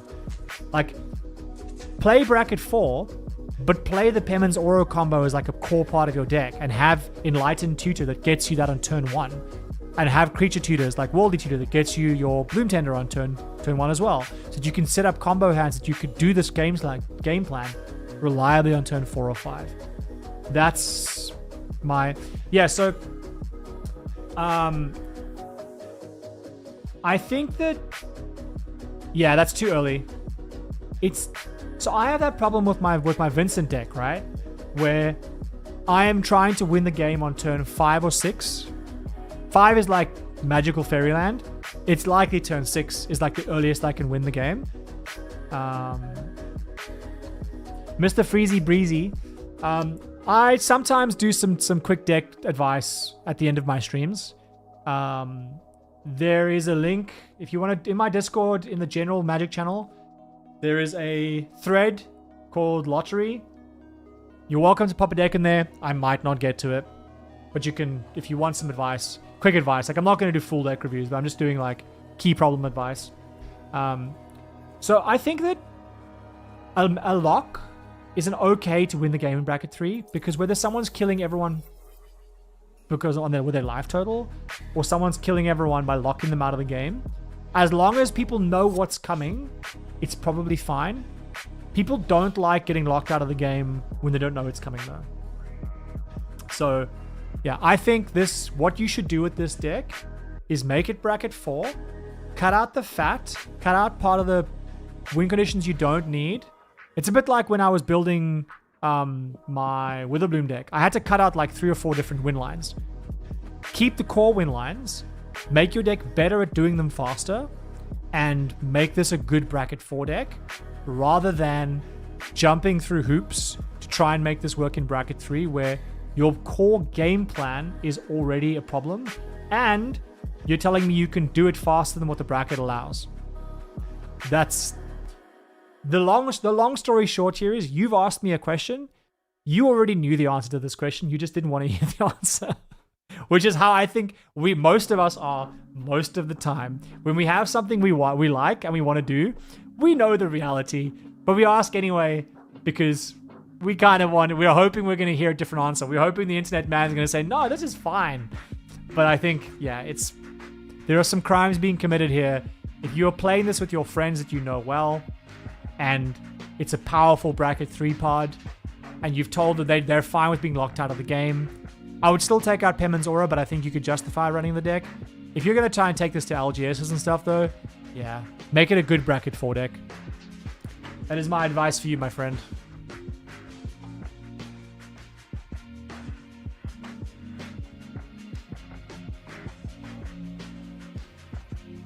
Right, let's jump back to this, let's jump back to good friend Belanier, who wants to do a bracket 2 budget Magar deck. Magar? I don't know, it's fine.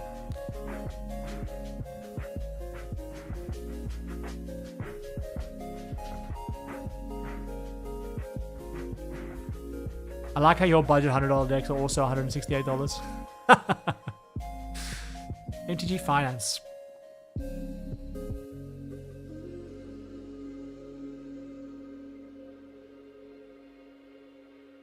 So you're telling me that sometimes this deck just does nothing, right?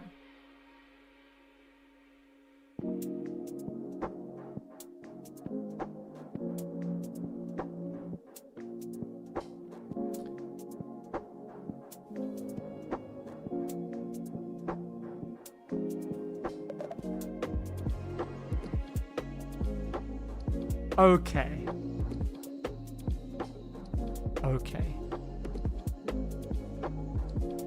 Now, I haven't built a Magar deck ever. I've played against them a bunch. The first question I have for you is, I understand, like, you probably want to get Magar out early, right?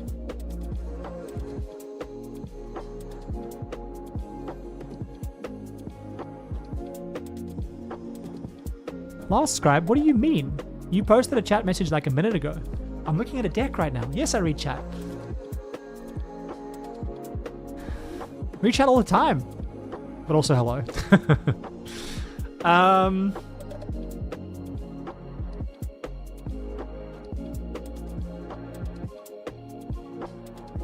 So,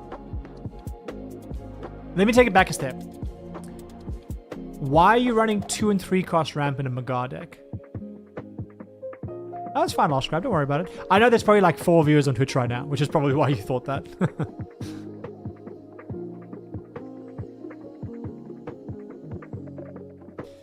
So the first advice I would give you here is, you know, if I was building a Magar deck,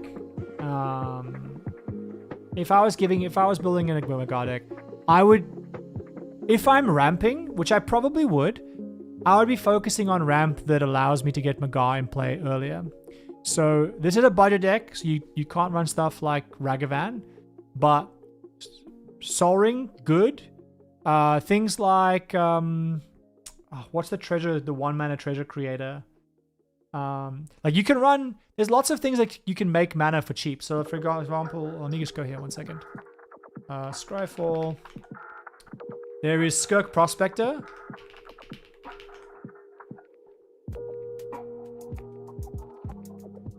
Right? Like a goblin, you can sack itself, it can make 1 red mana. You've got Simian Spirit Guide. I would just put that out of your mind, Belania. I don't think you hard casting 10 mana spells is a good plan, personally. Like, for me, the way I see it, if you're hard casting 10 mana spells, your game is going real badly. So you just commit to the loss. Commit to losing at that point, if that makes sense. But yeah, so Simian Spirit Guide. There is Strike It Rich. So if you look at cards that like make 1 mana for 1 mana, get if you do that, try and include ramp that gets your commander out on turn 2. This ramp I think is bad for you, right? Obviously Hit the Motherlode is not really ramp, it's one of your payoffs, really, right? And that's fine. So okay, I'll leave ramp there. Then, why have you got Blazing Rootwallow in this deck? What's this doing here?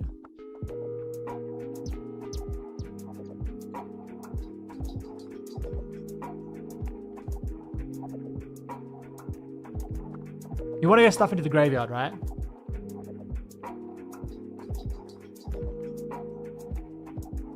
So my advice for you to get stuff into your graveyard is spells like Highway Robbery.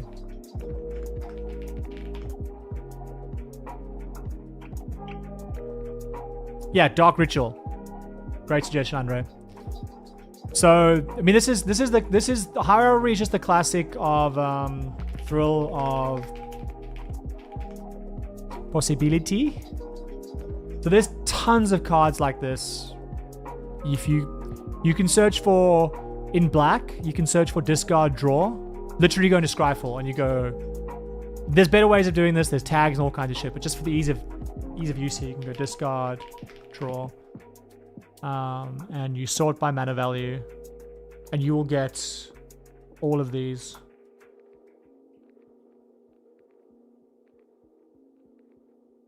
Where's the 2 mana ones?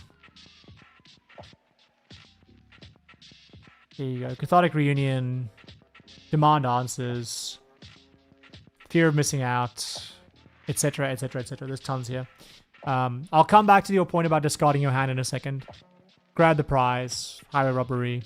The good thing here is you're going to get card advantage by getting the cards into your graveyard. That's why I'm recommending these, right?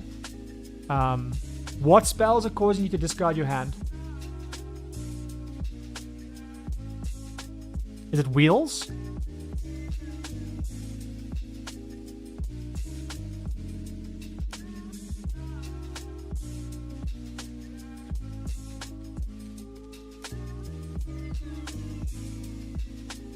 Because regardless of whether you're running Wheels or not, I would recommend...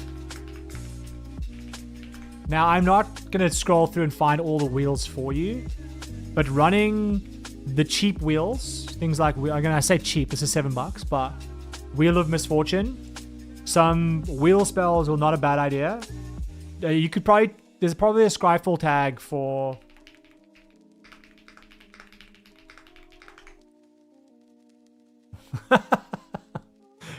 Who knew? It was that simple. Let's just go back a step, one sec. Highway Robbery. Oh, I haven't done this again. Let's just go. Let's just do this. So I go black, red, search everything. Go in here, drop the wheel, tag. Okay, now we've got 81 wheel tags. So you could scroll through this list. It's really that simple, exactly.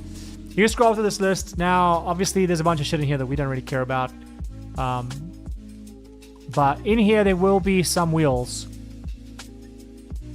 Shattered Perception, for example. Tons of wheels you can go and look at. I'll look at the discard tab in a second. But I would recommend wheels.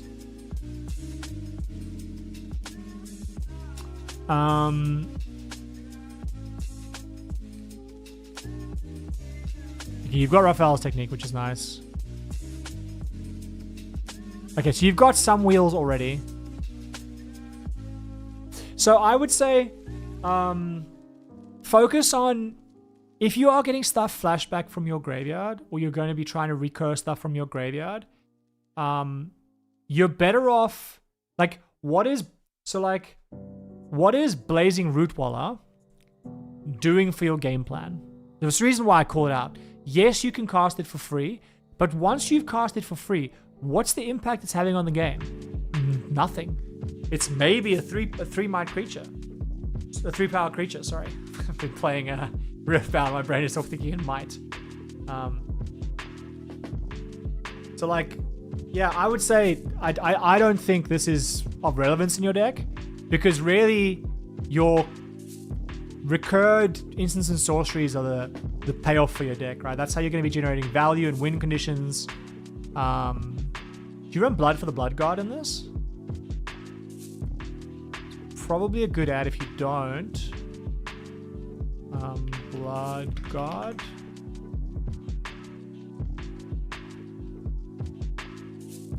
Not a bad suggestion for you. This is very common in these decks, by the way. Blood for the Blood Guard. $10, it might break your budget, but if you didn't know about it, I'm just making sure you do.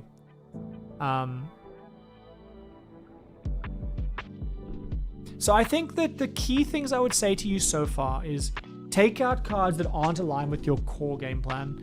I would say Basking Rootwaller, whilst it does kind of fit your game plan, it also doesn't. Because for me, I would want stuff that synergizes with instants and sorceries, or that can be flashback from the graveyard, that have a real impact. So the way I'm thinking of this so far is better turn 1 ramp to allow us to play Magar on turn 2. More 2 mana discard spells where you are... Because I'm thinking about how the deck plays out, right? Like if I just give you... one sec, I'm just going to do this.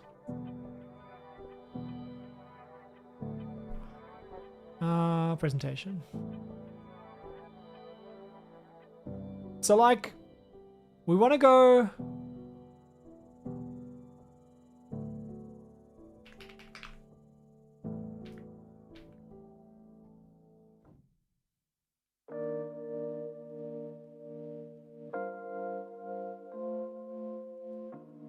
Now this is bracket 2, so we have a lot of time, right? Which is a good thing. So turn 1, we want to be going ramp. Or tap land, right? Turn 2, we either want to go Magar, or we want to go... Hello? Thank you.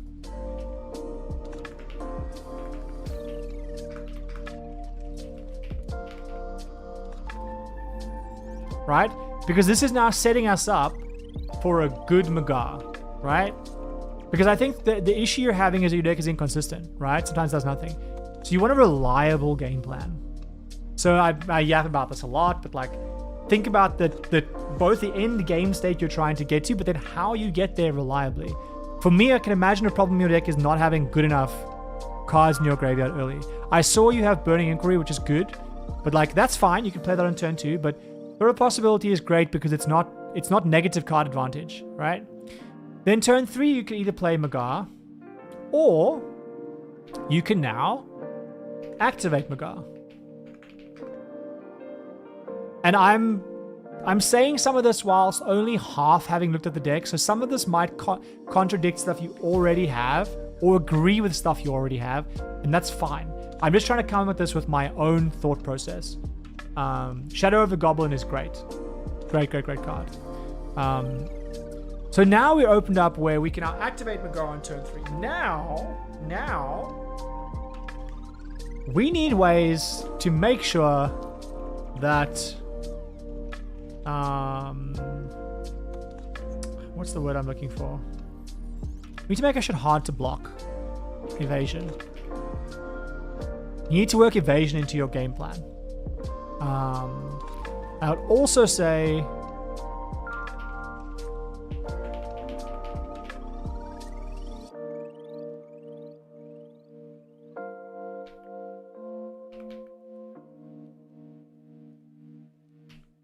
This is kind of the categories I would put your deck into, and the way I would think of how they play out.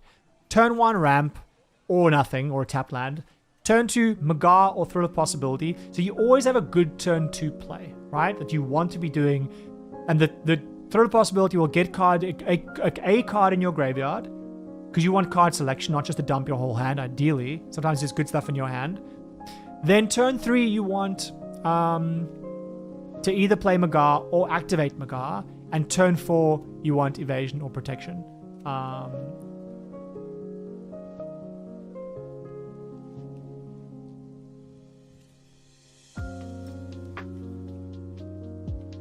just reading your question, Andre, or your point.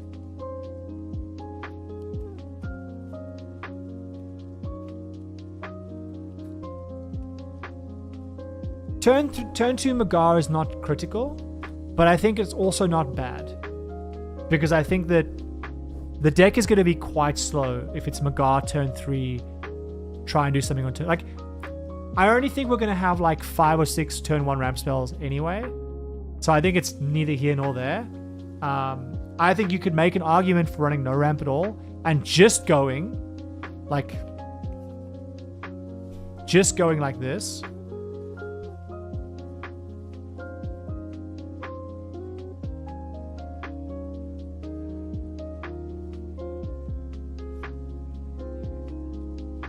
think you can make a good argument for this. Right? Which is fine. Oh, sorry. Turn 1, nothing. Sorry, I'm trying to type. You can make a good argument for this. One sec. We're gonna reposition the cat cam. Cat has moved. Cat has left the building.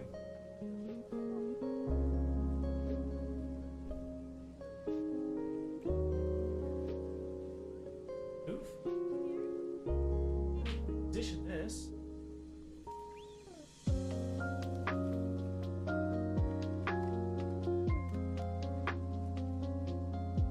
That'll do. So yeah, with this in mind, I'm gonna go back to your deck, right? I assume you've seen this. So I'm just gonna go back to your deck, Bellineer. So with that in mind, again, I would have a bunch of turn 2 discard spells. You probably want removal as well. Cheap single target removal. Hey, Floof. What are you doing with the camera? But this ramp over here, I would say this ramp over here, a lot of this is irrelevant for me. I would take it out. I think that you've got dead cards in your deck here. It's kind of the main point, I would say. A lot of this is dead cards.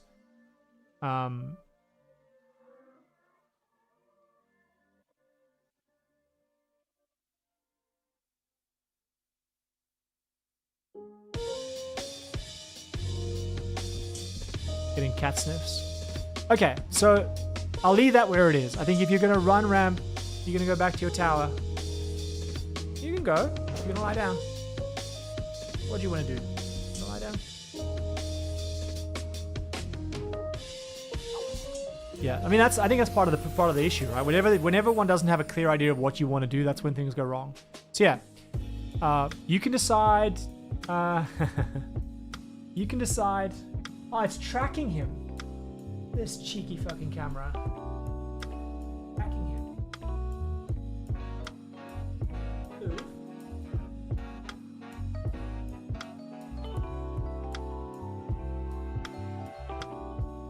There you go.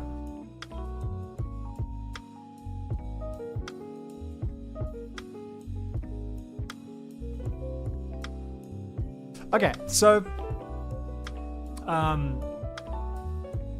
sorry, my brain always resets when I do this shit. If I get distracted, my brain resets. 2-cost ramp, I think, for the most part, not great.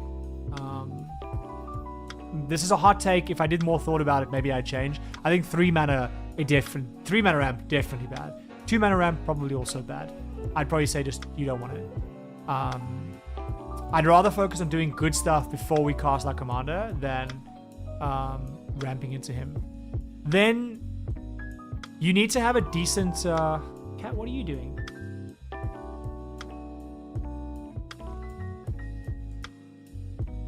Yawning in my face. Okay.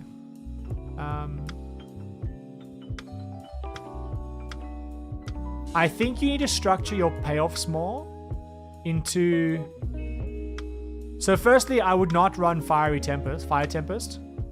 I know it's a budget deck, but I would not run Fire Tempest because you're killing your own creatures here, including your own instants and sorceries.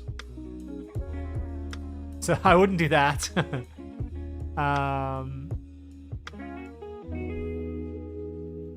Again, I would take out the things that the discard synergies. I think I'd focus less on wheeling and more on card selection.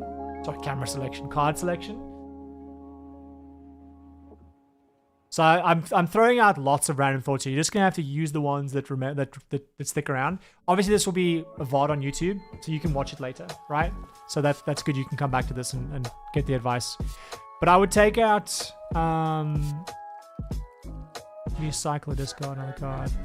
Yeah, I don't think that the mass discard is the right plan here. And I think building around it is probably making it hit or miss for me.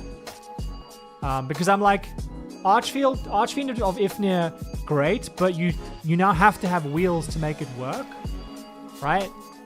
And it's 5 mana you have to hardcast, when you'd probably rather be... Like, the way I think about a good Magar deck, all you want to be doing is getting cool spells in your graveyard, playing Magar. Sorry, I need to drink some water.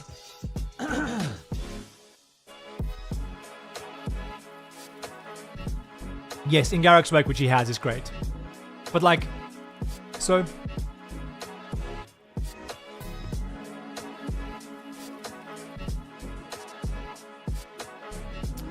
You want to be playing Magar. You want to be reanimating your spells. And you want to be hitting people in the face. And probably protecting your spells with interaction. Things like Imp's Mischief and Redirect Lightning. And obviously I'm saying spells that are not budget here, but you get the idea. So this kind of stuff, great. Archfiend of Despite, probably not great. Fire Tempest, definitely not great. Blood Money, I wouldn't run Blood Money because I don't want to destroy Magar or my spells. I'd probably run, again, In Garruk's Wake is good. Plague Wind is another one that's good. Things that are one-sided for you are going to be better, right? All is Dust. These creatures aren't black and red, are they? Or are they black and red? Because otherwise, All is Dust is great, but obviously it still hits your commander. But it, you know, if you have 3 or 4 spells out and you All is Dust, that's a pretty good play.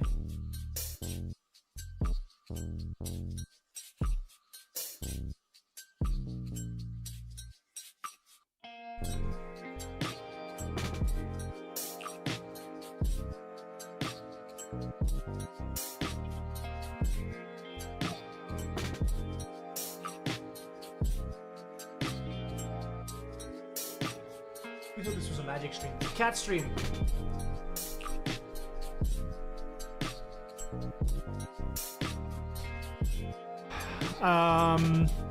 Chandra's Ignition, probably not great because when are you going to have big creatures?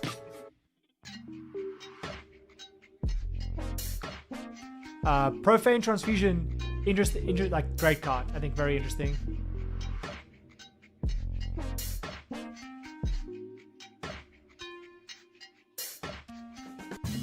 So like, for me, if I was building this deck, my cards would be 1 mana ramp, it would be 2 mana discard draw spells, Thrill of Possibility effects.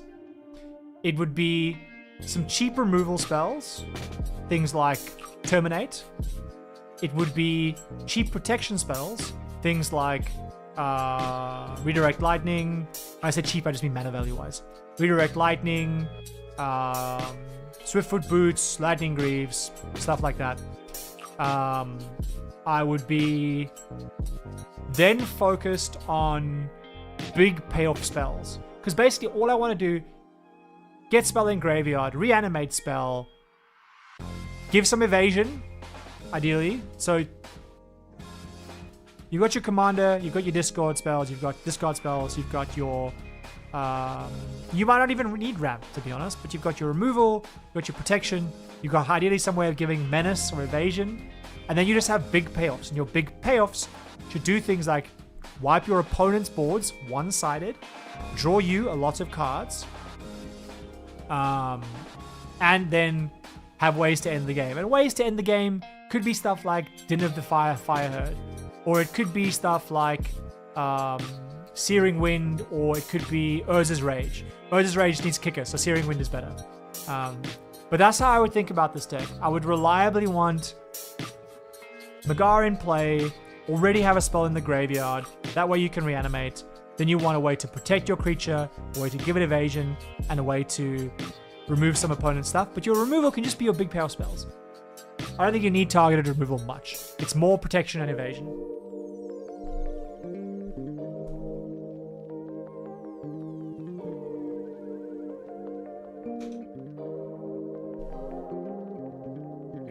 Cat is gone. So we're just gonna have Death Cam for now. But that's what I would do for this deck. I could go into individual spells, but I think just your spells need to do things that win you the game, and that's either dealing a lot of damage to people, creating big creatures for you with haste, ideally. Like, there's the one that makes dragons that has storm.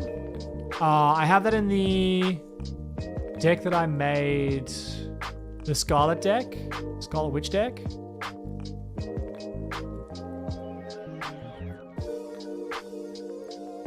So, wow, this has got 2,000 views. Where the fuck did that come from? Okay. Like, you want stuff like Apex of Power, and you want stuff like Elemental Eruption, right? Like that stuff could be cool for you. Obviously, the Storm, you need to cast some spells, but yeah, that's what I would think you want with this deck. I'm gonna reiterate it again, but through the possibility style effects, ways to give your creatures evasion, ways to give them, ways to protect them, and then just massive payoff spells. Ideally ones that do damage, ones that clear your opponent's boards, or ones that draw you cards. So you can keep discarding cards and getting them in the graveyard. I hope that helps. I'm gonna refill my water quick, and then I'll do another deck. I will be right back.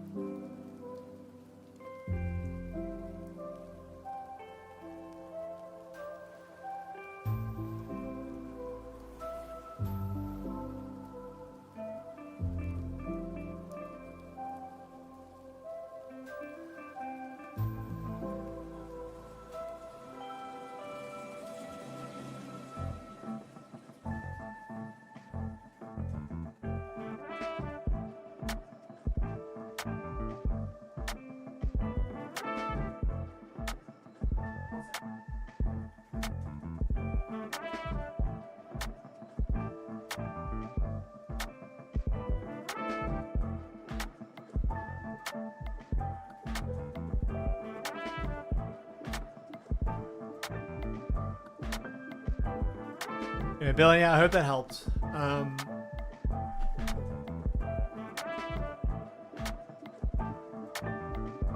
Hey, EVBot, how you doing? Also, I realized I missed a comment earlier.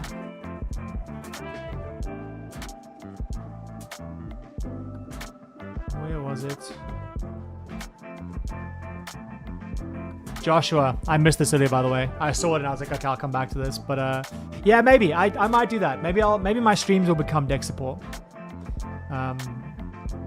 Joshua said make a show called deck support.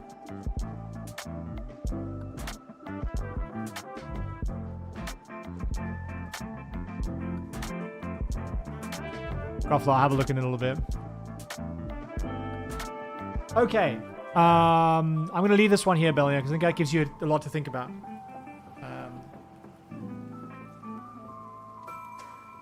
I think the biggest thing I would think about is this thing I did here. Like, just plan out your game plan like this. And you really need to, your payoffs need to be really powerful. Some of the ones you have, I think, are a bit weak. Okay, let's look at the next one. Let's see what we had here in this channel.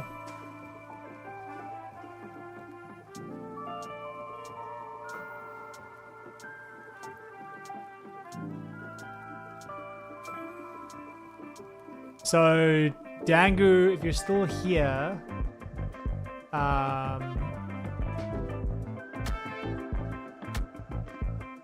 there is a thread in the Discord. What if you add anything now, though, I don't think I'll get there in time, though. I don't think I'll go that long. But you're welcome to put it in. I might get there. It's in the General Magic channel. It's called Deck Review Lottery. Give me 1 second. I need to remove my cat. He's oh, he can actually come in, but he's probably going to be a menace. 1 second.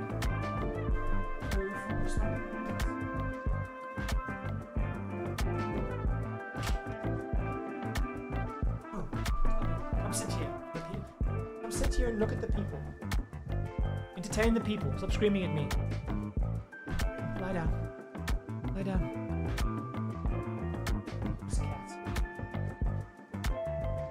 Hello, Dangu. Okay, so you wouldn't know whether your deck is bracket 2 or 3, right? That's the main question you have for me. What even is this deck? Is this the one? Hold on. Yeah, okay.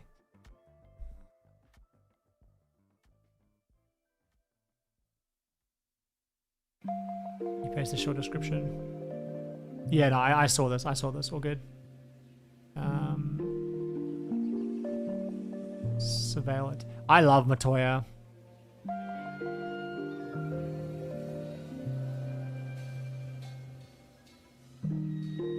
So you are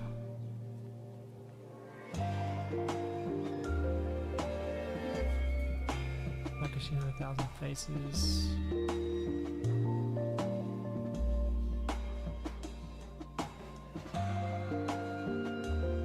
So how? Oh, Matoya and Golbez. Yeah, okay.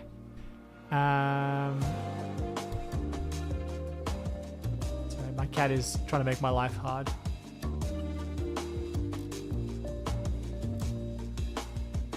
Are you getting my water full of your hairs? Okay, so remind me, what are your win conditions? Blood Chief Ascension into Singularity Rupture. So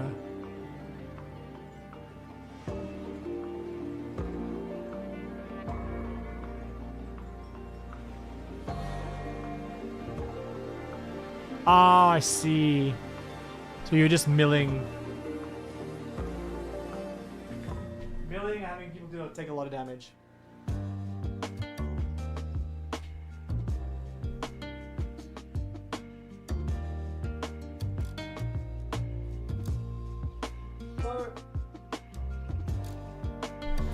The issue I'd have here, right, is that you are telling me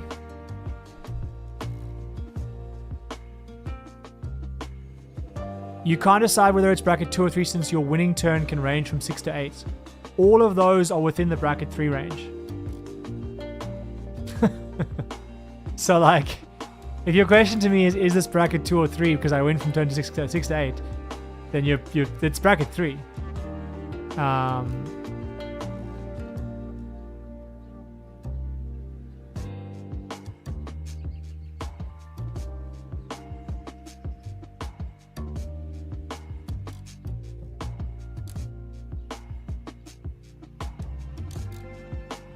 Just looking at this.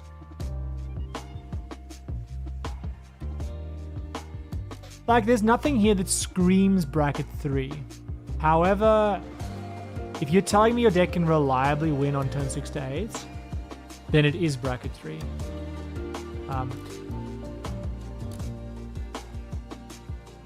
Vedku, Last Scribe, in my Discord, and I'll link the Discord. Now, I'm going to say this with a caveat. I'm linking you in my Discord, but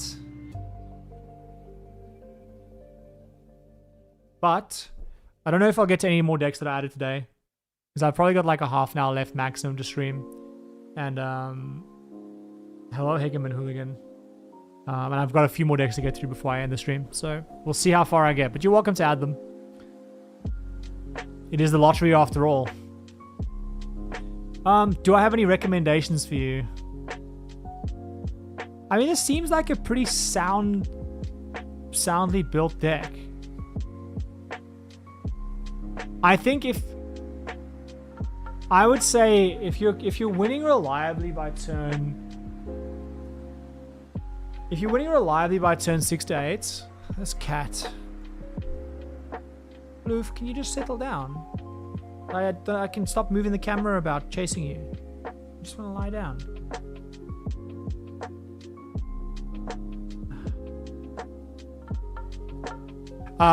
So Andre, Blood Chief's Ascension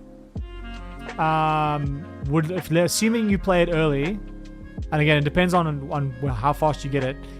If you play this and then you play Singularity Rupture, it's going to trigger when you mill everyone's libraries, and you'll put 40 cards in their library, and everyone will take 80 damage. Because it's two life lost per card. So Singularity Rupture destroys all creatures, and then any number of target players each mill half their library rounded down. So I understand how that wins the game, for sure. Probably the biggest thing I would say is that I would take out the weaker sources of Surveil. Like, for me, something like Foraging Wickamore or Sanitation Automaton are pretty bad because whilst they work with Golbez and it'll be a 2-mana draw 2, I just feel like they might be a bit weak, but you know better than me, right? You've played this deck. I haven't. Last Scribe, it's in the General Magic channel.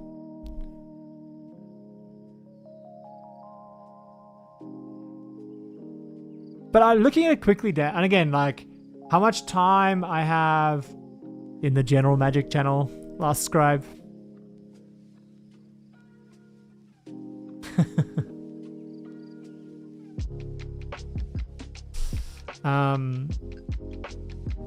Sterling Hound to me is especially a criminal because it's 3 mana.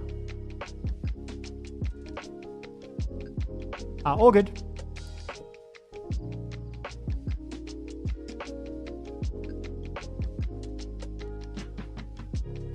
Oh, my cat's a weirdo. Rubbing his eye on my controller. No, you can't play with... Sorry, my cat is being a pain in the ass. Yes, you.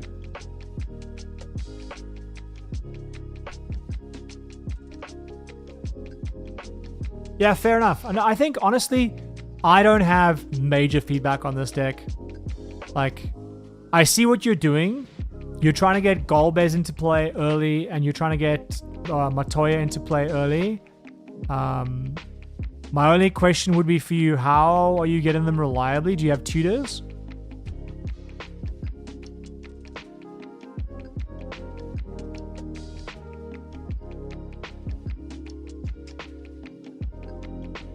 Because if you don't have tutors, I'd say you probably couldn't... Some tutors could use some good. But that's probably the only feedback I have for you right now. It looks good. It's a good deck. It's definitely... Like, if you're reliably trying to win by turn 6 to 8, it's bracket 3. Regardless of what's in the deck and what strength the individual cards are. The synergy of your deck is creating a problem where... With it cycling and transmute. Yeah, okay, that's not bad. You might also want to consider... yeah, one sec.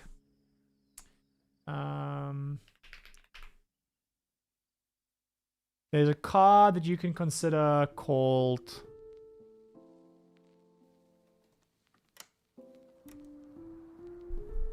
Where is it? Where are my tutors?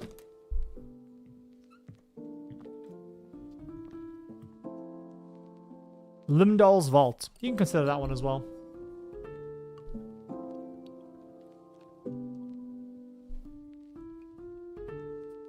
Limdol's Vault is a good card. Oh, you can't see it because it's hidden behind the cat cam. One sec. There you go.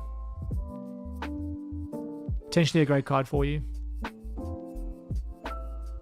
Let me go back to your deck. One sec. I wanted to look at that that hound myself, Snarling Gorehound. Another creature with power 2 or less is about under your control, Surveil 1. Yes, it is definitely good if you are playing cheap creatures. For sure. But yeah. Don't have too much else for you. Yeah, I think this is a good deck. Good job. If you're playing it in... Again, like... Based on what you described, probably bracket 3. And if that's the case, my only concern for you would be, do you have enough protection and counter magic to make sure that you push a combo through? I see you've got a fair bit. You've got things like, you know, you've got Shadowbringers, Dovin's Veto, whatever. You've got Muddle the Mixture. Some negates and some more counter spells could do you some good here. But other than that, I think it's good. Yeah, no, I think it's good. I'm sure I could find advice to give you, but that would take probably more time than I have because the base deck. I'm like, the base deck is not bad. It's not got glaring errors that I would recommend that you change. Hey, King of Games, absolute pleasure. Happy that I get to help. Ecstasy, are you still here? Vedku, in the general Magic channel, there is a thread called Deck Review Lottery, though it is probably unlikely that if you paste now, that I will get time to look at it, but you are welcome to nonetheless. Ecstasy, if you tell me what was your question here? Tell me the question.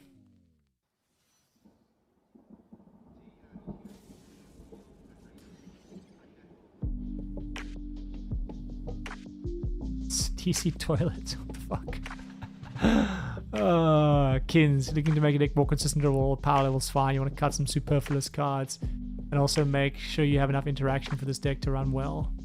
We'll come back to you in a second, Ecstasy. So, the caveat I'll say here is that when you ask for more general feedback, it becomes a lot harder to help in the space of time that I have in this kind of stream. What is your deck? And I probably need some more info. Like, what is your deck trying to do? So it's the... You're trying to mill stuff. Yeah, all good. Kins, all good.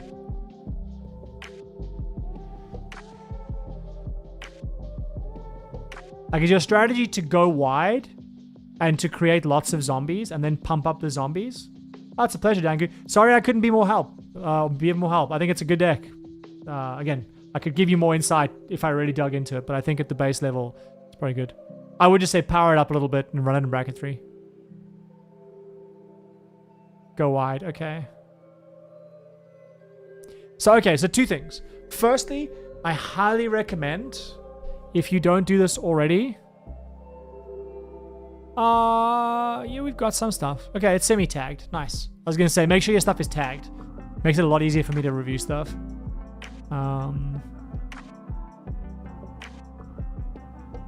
What bracket is this? 3. Okay.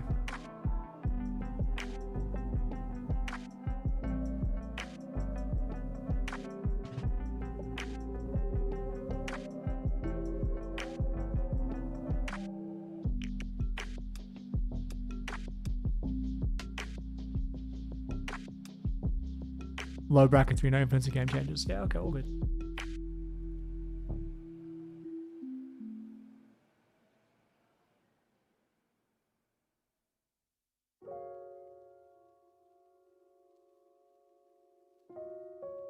Okay, so it's self-mill, get stuff back from your graveyard.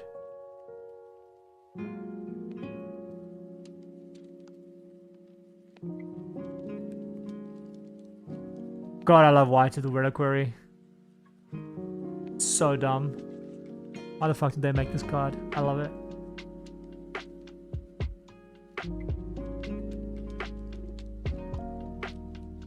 So the first thing that I'm probably going to suggest here is...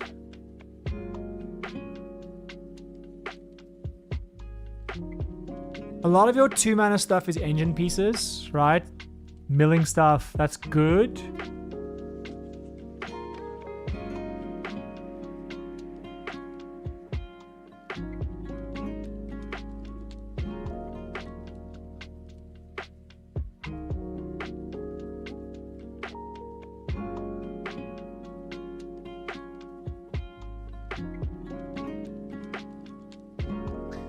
So, my immediate thought for you...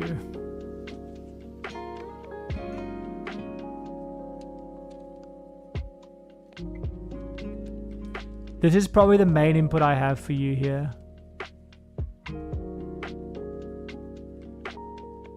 Yeah, okay. I think I've got... think I've got the gist of this. I often look at the deck by mana value just to make it simpler. My biggest issue that I think you have here is that I think you need more powerful payoffs. I think you've got a good deck that gets stuff into the graveyard. You've got some good synergies like Wonder, making your stuff flying. I think I'm just going to use the example of this, but you need like a Crater Hoof Behemoth. Something that just powers up your creatures. Overrun, even. Just, you need something that just turns on your wide board. Because you've got so much synergy and like making little guys and pumping them up slightly, but I think you need stuff that's just like a lot more powerful to shut out the game. I think that's probably why you're struggling a little bit. So I can see so much synergy, and like we joke with a friend in my play group, where like he loves decks that tinker. So what I mean by that is like put a counter on this, it does this, that then triggers this. So he loves game actions. But he's gotten a lot better. His decks now are pretty potent. But there was a time when like he would take all these game actions, do like 15 things in a turn, and like not really achieve anything. And that's what I'm getting from this deck, is like there's a lot of good synergy. You're gonna mill a card, make a guy, ping a life, it's gonna get death touch, great. You're gonna have a board of 10 guys, but it's not really gonna be game ending. So I think you need a way to make the board of guys that you create just simply more scary. Yeah, you've got Enrace Forerunners and you've got Jubilation, but if you mill them, firstly, how reliably do you get them back? And you still only got 2 cards. And like, the thing I would say as well for you is, have you done, like I did here, have you done like a plan of how your deck gets to critical mass of dealing 100, let's say 80 to 100 player damage by turn 7? Because I would say if you right now went and built this deck, whether you did it as the full deck or a 33 card cut down version, how are you dealing critical player damage by turn 7? I don't see it. I see the synergy. I see in bracket 2 how this deck could get there, because you'd have more turns. You'd have 3 or 4 more turns to make 7 or 8 more guys. But yeah, I think I can see the line early where you play a Werebears or you play a Vandal and you can start Millikin and you play the things. Great. You can start the engine to get the stuff in the graveyard, but then it's just lacking that payoff. So I would suggest 2 exercises for you. One is try and map out your game plan. What is the perfect cards you cast each turn to build out a game-ending board? So how many creatures do you need to end the game from Sidisi, for example? Is it 10? And then how are those 10 creatures ending the game? Are you giving them all plus 10? And that's going to end the game. Are you getting 20 creatures and you're giving them all plus 3, which gives you 100 damage? How are you getting... And they all have flying, so no one's going to be able to block it. Yeah, that's what I would say to you, is that the 2 things is... 1, I think you need better win conditions. And 2, you need to just sit down and look at the perfect cards you want to play in a perfect game and see how much damage that does by turn 8. Something tells me it's going to be like 40 or 50, not 100, which is probably what you need. I could go into individual cards here and try and suggest win conditions, but the idea will be either explosive stuff like Conrad, or it will be stuff like more of those, all my creatures get plus 7 or plus 5 plus. You know what I mean? That's my advice for you. Anything else beyond that would be me just going to look at cards for you, which I think you could probably achieve by yourself pretty easily. But I hope that helps. All right. Ecstasy. We're back. You're mostly trying to make your deck work at bracket 3 because you like weird stuff. Trying to hang in the power of your play group. This was yours, right?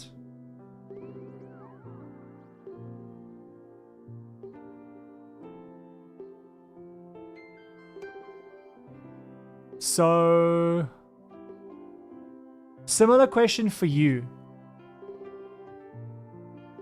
Have you thought about what's going to happen when I'm taking the PlayStation. No, I'm joking. I don't know if you know that meme. What's gonna happen like across the perfect game? Oh, it's a pleasure. I'm happy to help. So first problem is I think you should think about your deck and the categories that it's fulfilling, if you haven't already, and I would highly suggest organizing them by category. It makes life a lot better. Secondly, I would suggest, the question I ask is, do you know how your deck currently does 100 player damage by turn 8? I know you're asking me for help, and I'm asking you a question back, but...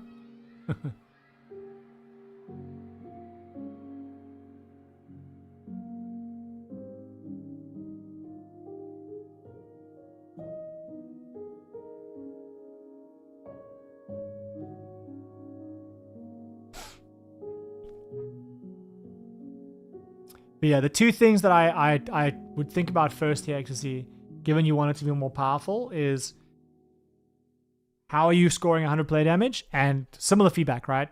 And how are you getting there? And I will look at your deck now and have some thoughts, but if you haven't asked that question yourself yet, that's the first problem. Because I think a lot of the time, when we have a conversation like this about improving a deck, a lot of the time, my advice is kind of just helping you ask better questions. And honestly, you could ask better questions by yourself. You don't need me. You don't need me for that. I just think people kind of don't necessarily understand what kind of questions they should be asking of their deck and how to think of the critical questions to ask. Because once you have the right question, getting the answer is actually pretty easy. You can Google it. You can EDH rec it. You can ask ChatGPT to help you find the cards you need. Making lots of little dudes and mana and high-powered ones generate value power-ups. Okay. But the first problem I have here is you are giving me a bracket 2 game plan and you're saying you want it to work in bracket 3. That's the first issue.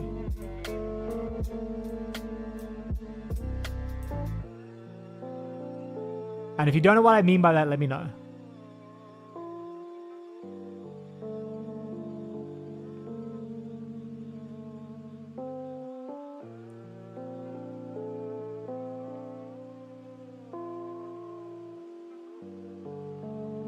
Oh, let me be clear. I'm not recommending AI deck building tools.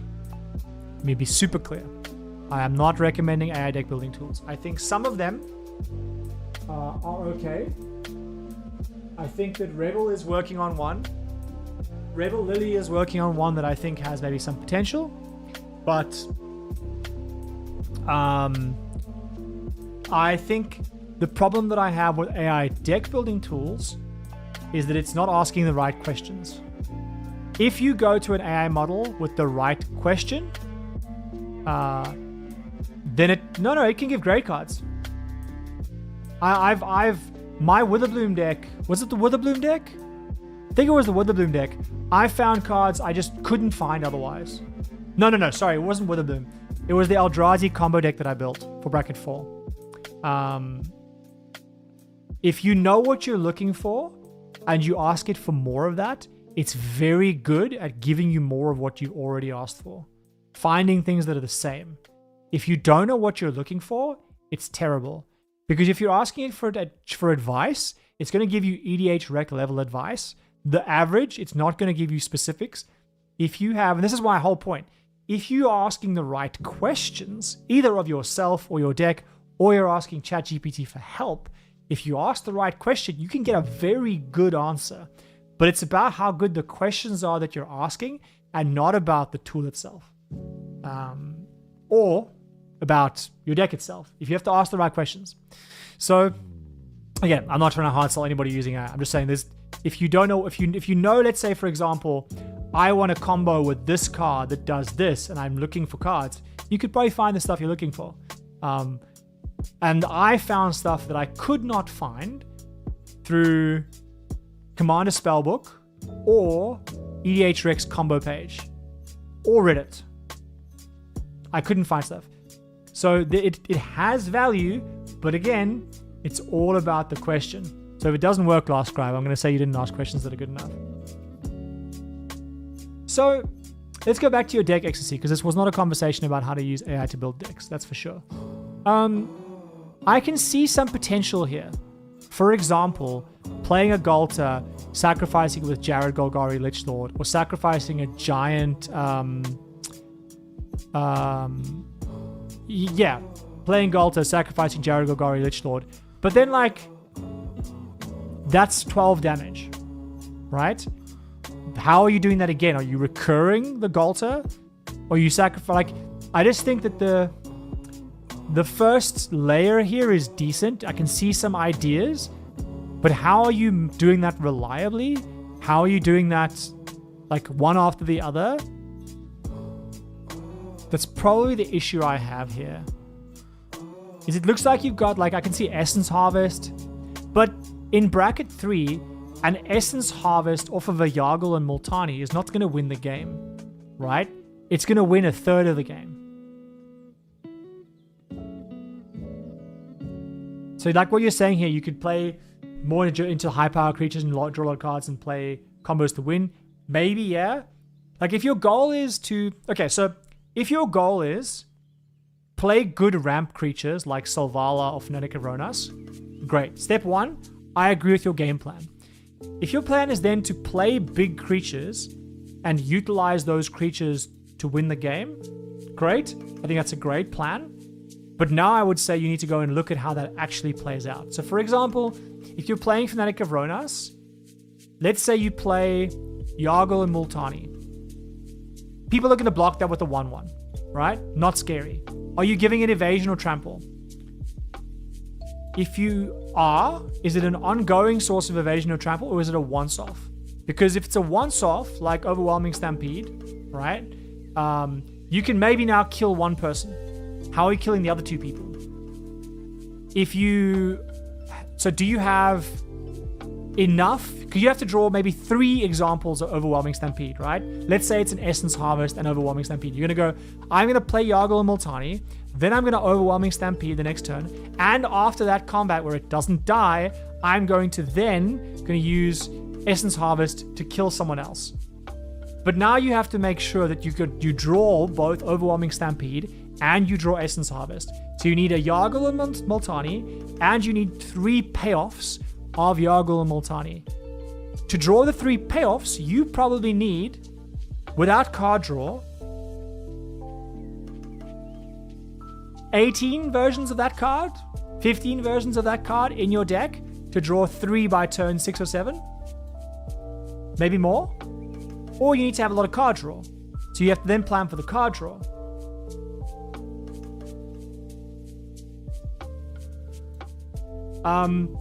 So XC, that's great. But then you need to have Gisa in play. So how are you reliably getting Gisa? Are you tutoring for it? Does this, like, I hope what I'm trying to get across to you makes sense. Like, I think that the bones are here. There's a lot of stuff in this deck that I think is doing what you want it to do. But if you're playing Yargle and Multani to sacrifice it to Gisa to make a bunch of tokens, right? Is Gisa a Planeswalker? Where is Gisa? Creature? Where am I missing Gisa? We'll call it Gisa. Yeah, so for example, if your plan is to go Yargle and Multali into Gisa, well, you need both of these cards. Or similar payoffs, right? So that, like, you need at least... The way you think about it, you need about 8 of them, right? To reliably draw 1. So you need to have 8 versions of Ghoulcaller Gisa and 8 versions of Gitrog, 8 versions of Yargle and Multani in your deck to reliably have them do the thing. That's 16 cards out of your deck. That is your setup and your payoff. But even if you do that, you then need another card with the 18 2/2s to win the game. 18 2/2s will not win you a game of bracket 3. It will accelerate your game plan, but you also likely need an Overwhelming Stampede or an Overrun or a Crater Hoof effect. So you then need 8 versions of Yargle and Multani. That can be tutors, it can be the card, it can be other big creatures. It doesn't have to be Yargle and Multani, right? Maybe Galta's big enough. You need 8 versions of that. You need 8 versions of what Disa is giving you, and then you need 8 payoff spells to try and end the game. That's 24 cards in your deck. You might right now have 4 copies of Gisa that you found, right? Maybe you need tutors to get Gisa more reliably. But does that make sense in what I'm trying to get across to you? Like, the bones are here, but I think you're probably missing a bunch of payoffs and a bunch of cards that you need to make the deck function well. And I think you need to go and just sit down and look at what is your ideal game plan. Is it going Fanatic of Ronas into something else, into Yargle and Multani? Then, are you going Fanatic of Ronas into something else, into Gisa, into Yargle and Multani? Then you're sacrificing. You don't have haste though, so you got to bear that in mind. You're going to make a bunch of tutus, but they don't have haste. So how's that fitting into your game plan? Is that like Yargle Multani is turn 5, then sacrificing them is also on turn 5. Turn 6 you can attack with the tutus, but then you also need the other card, right? So that's the best advice I can give you here. You need 8 of any of one of those cards, those important functional pieces. The setup, the card to make use of it, and then the payoff. That's going to be 24 cards out of your deck. If you run some tutors, maybe you can make some cuts there. But if you do that and you find the cards, like, again, you could go right now and you could say, I'm looking for more cards like Ghoul-Caller Gisa that can turn one big creature with high power into lots of creatures. What cards like this exist? I guarantee you'll find some. Whether you do it in Google, Reddit, ChatGPT, doesn't matter. Yeah, you could also use... it's a good point by Andre. You could use Yargle Multani as the commander, because right now, Bebop and Rocksteady isn't doing anything for your core game plan, right? You could be running Marin as your commander, because then you can bring stuff back, and it gives you some of that functionality of like... there's probably lots of commanders you could consider. There's maybe even a Jun commander you could consider, right? You could consider using Eddie Brock.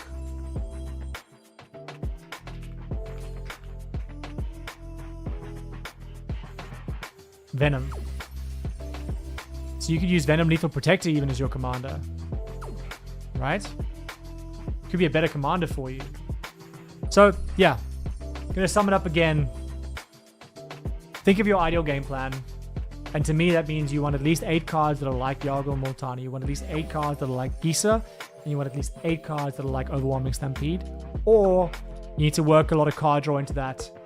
Maybe you're going less cards that are payoffs like Gisa and Overwhelming Stampede, but you're going to have way more cards like Rishkar's Expertise or Return of the Wild Speaker, where you're going to draw 18 cards off of Yargle and Multani, which is going to set you up. But you got to be careful then, because someone can exile Yargle and Multani in response to any of this, and then your plan just fails. And there's a lot of interaction in bracket 3. So I'm going to stop there. There's a lot of context for you and a lot of thoughts. Rewatch the VOD, because I think the bulk of the advice I can give you, other than going to find the cards for you, is in that. I hope that helps though. Sam, so if you know for next time, how do you share a deck for some advice? I will usually post a thread in my Discord in the general Magic channel. It's like deck lottery or something, where you can drop a deck in and I might get there. Okay.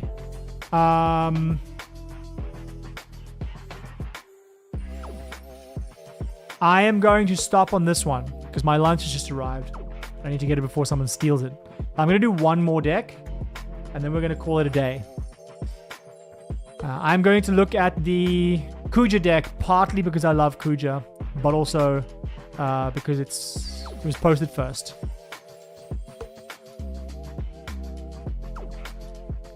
I also think it's a good example because tailoring decks for higher power is a good way to think about how to make decks more efficient, even for lower powers.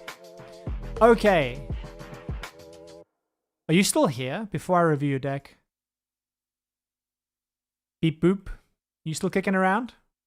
Or have you fled into the night?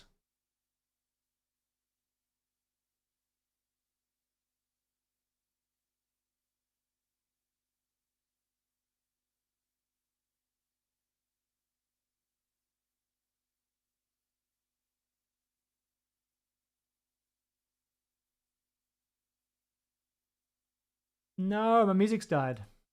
One moment, please.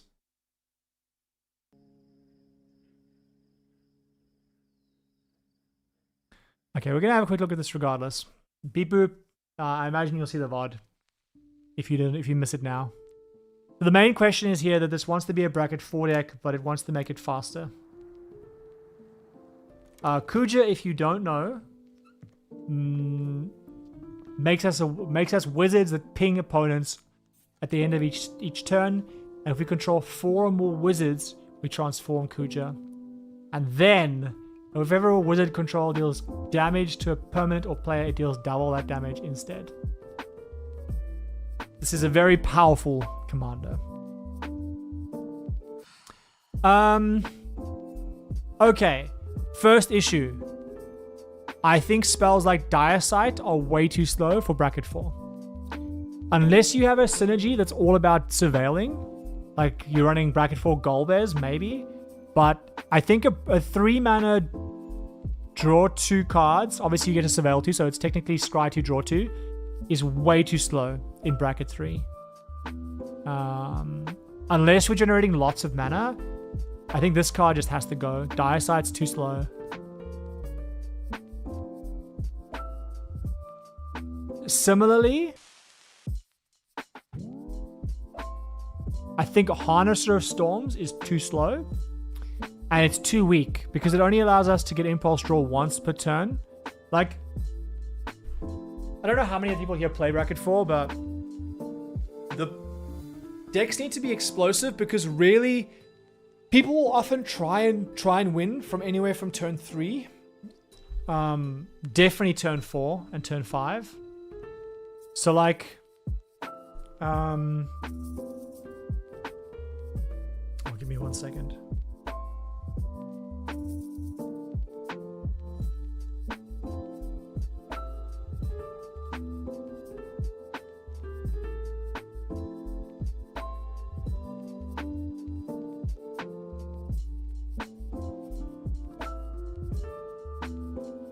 So, okay, sorry. I realized that I'd had chat stuck. Hey, Mr. Clean, thank you very much. I appreciate you. See you, Ecstasy. Glad I could help.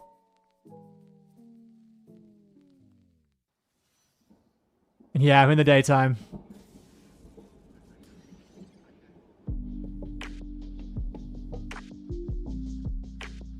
Crayons. Against, because it's kind of related to bracket 4. How much time can you expect a removal to buy? Really depends on the deck. If you're playing against an Azula deck and they play Azula and you kill it immediately, that's probably, you've probably bought yourself 2 turns against that deck. If it resolves. It really depends on the deck though. Because some decks don't even need their commander to combo out. Or a creature. Some of them can go wheel Blind's Eye Diamond and just draw their entire deck and win the game. Okay, in bracket 4 though, most people are going to try and win on turn 4 or 5. So you got to think about it like this, that if we're playing a spell that costs 3 mana, that's like half of our mana on turn 4 or 5 probably. And like Harnesser of Storms, yes, it's a wizard, but it's only going to exile 1 card for us for a turn. That 3 mana for that is a lot. Like there's 1 mana wizards, we could play Grim Lavamancer, and that's a better play for us, I think. Because I think that if this was exiling... Like, this is why a card like... what's the one that makes mana... Makes us a treasure each time we cast a spell? Whatever it's called. The spell Treasure Mage. In this deck, Bergie is just better, right? But that makes sense because we get to trigger and like create loops. And in bracket 4, loops are basically how you win the game with something like this. So... Harnesser of Storms and Dire Sight are too slow. Transpose.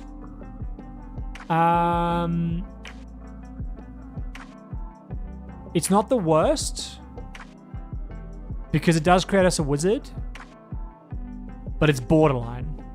Circle of Power for me is way too slow. Draw 2 cards and make a wizard. Wizards get more life and lifelink. I just think is way too slow. I'm on the fence about Boulder Citadel because it costs 6 mana. It does allow us to cast a lot of spells from our deck, but it really requires us to ritual out into this stuff. Like, I don't think Boulder Citadel is worth it unless we're casting rituals. To try and put some structure to what I'm saying here, this deck, right, really just wants to get Kuja into play as soon as possible and get to 4 wizards and then probably create some kind of loop or create a chain of spells together where we're casting 6 to 7 spells a turn. Because if we have 4 wizards that each deal 2 damage per spell, we only need 3 or 4 spells to win the game. Is that right? 4 wizards times 2 is 8 damage. Yeah, 4 spells. So like the critical mass of this commander is actually pretty low. So therefore a spell like Transpose is actually probably decent. I would probably also say this deck should be running Black Mage's Rod. If it's not already. So Black Mage's Rod is Pauper famous card. It's just a 2-mana artifact. Creature becomes a wizard. Gives us basically a wizard. I would run this because I think it works so well with a commander. I think City of Fire is unnecessary in this deck because if we're gonna flip, we have to basically flip Kuja to win the game. And if we do, we have a damage amplifier already, and we only need to cast 3 or 4 spells to win the game. City on Fire is unnecessary. I think Mizik's Mastery is unnecessary. I think Reanimate is okay, only from the perspective of it can bring Kuja back. I would probably rather have a protection spell like Redirect Lightning.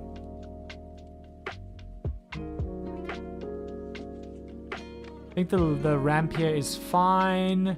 Probably want Ragavan though. The rituals are great here. All makes sense. No Jeska's Will? Maybe I'm just missing it, but Jeska's Will definitely want in this deck.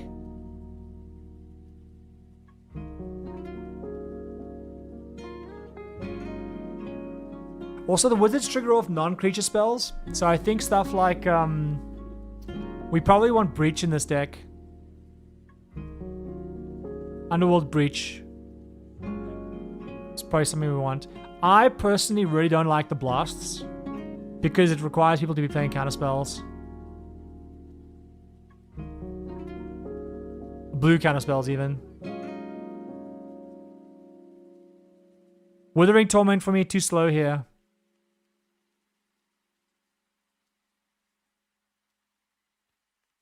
Chain Reaction, too slow. Don't need it. Like, if we have Kuja and 4 wizards out, we literally need to go Ritual, card draw spell, random spell, win the game. Like, I would say take out Dark, like, I would take out Dark Confident. I would rather have Highway Robbery than Dark Confident in this deck. I think it's very easy to get a bit trapped into high power cards in inverted commas, high power cards, when sometimes our deck just wants something different. I don't like Undying Malice and Supernatural Stamina because they don't protect against Exile. I'd rather have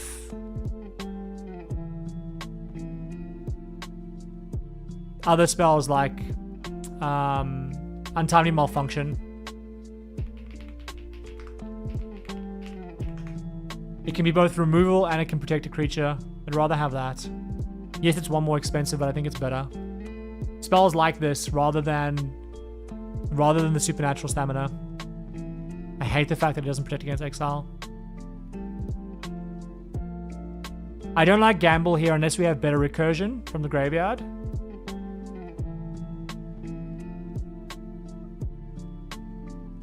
And honestly, I mean, maybe this is budget limitations, but Demonic Tutor, Vampiric Tutor over these every day of the week.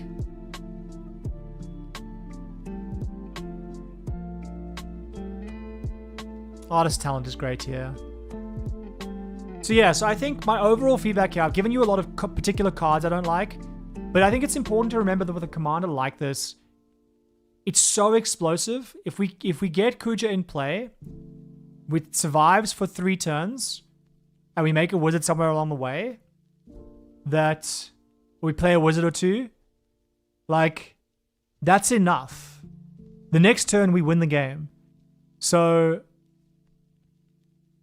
we only need to cast chain together spells like a ritual, 2 or 3 more throw the possibility style spells, and we win the game. We don't even have to target people. We just have to cast spells. So we cast our ramp spells, cast a Lotus Petal. If you have the 4 wizards in play, you go Lotus Petal, 8 damage. Pyretic Ritual, 8 damage. Throw the possibility, 8 damage. Someone tries to counter your throw the possibility, you go Imp's Mischief, 8 damage. That's true. That is true about Dark Confidant. That's a good point. It's probably worth it for that reason. That's true. That's true. But yeah, I think just think critically about this in terms of your game plan is to get Kuja out, get a couple of wizards out, like Coruscation Mage. Oh, we've already got Black Mage as well. I just missed it. My bad. Coruscation Mage, obviously great here. So yeah, like, I think this is 90% of the way there.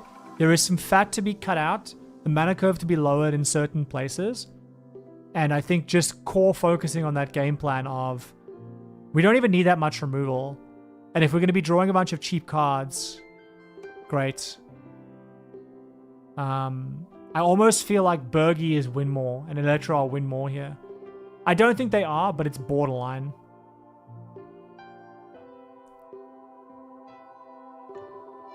But yeah, the deck is most of the way there. I think take out the cards that are too expensive. And then it's most of the way there. We're ramping early. We're trying to get wizards into play, get Kuja into play, flip Kuja, cast 4 spells, win the game. And this deck does most of that. The only limitation is going to be having spells that are too expensive, like Circle of Power, or Mythic's Mastery, or Bolas Citadel. I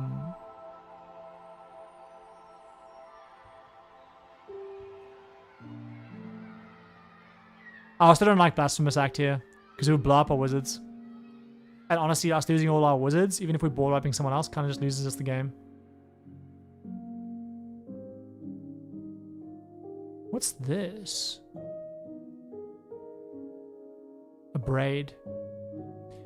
Mixed feelings on a Braid here. I think it's probably too weak. Vandal Blast is good because it can one cast that can shut down an entire deck. But also don't know if I like Gut Shot here. I suppose it's a free spell that we can cast once we have Kuja out, so that is a good point.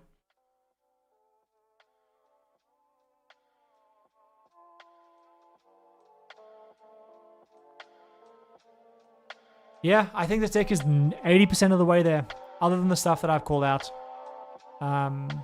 It's good. I like it. It's pretty much what I would do with the Kuja deck. Just again, excluding some of the most expensive cards. I think Insult's a bit nice to have. I think City on Fire is too expensive. I don't know if you need Slick Shot Show Off, to be honest.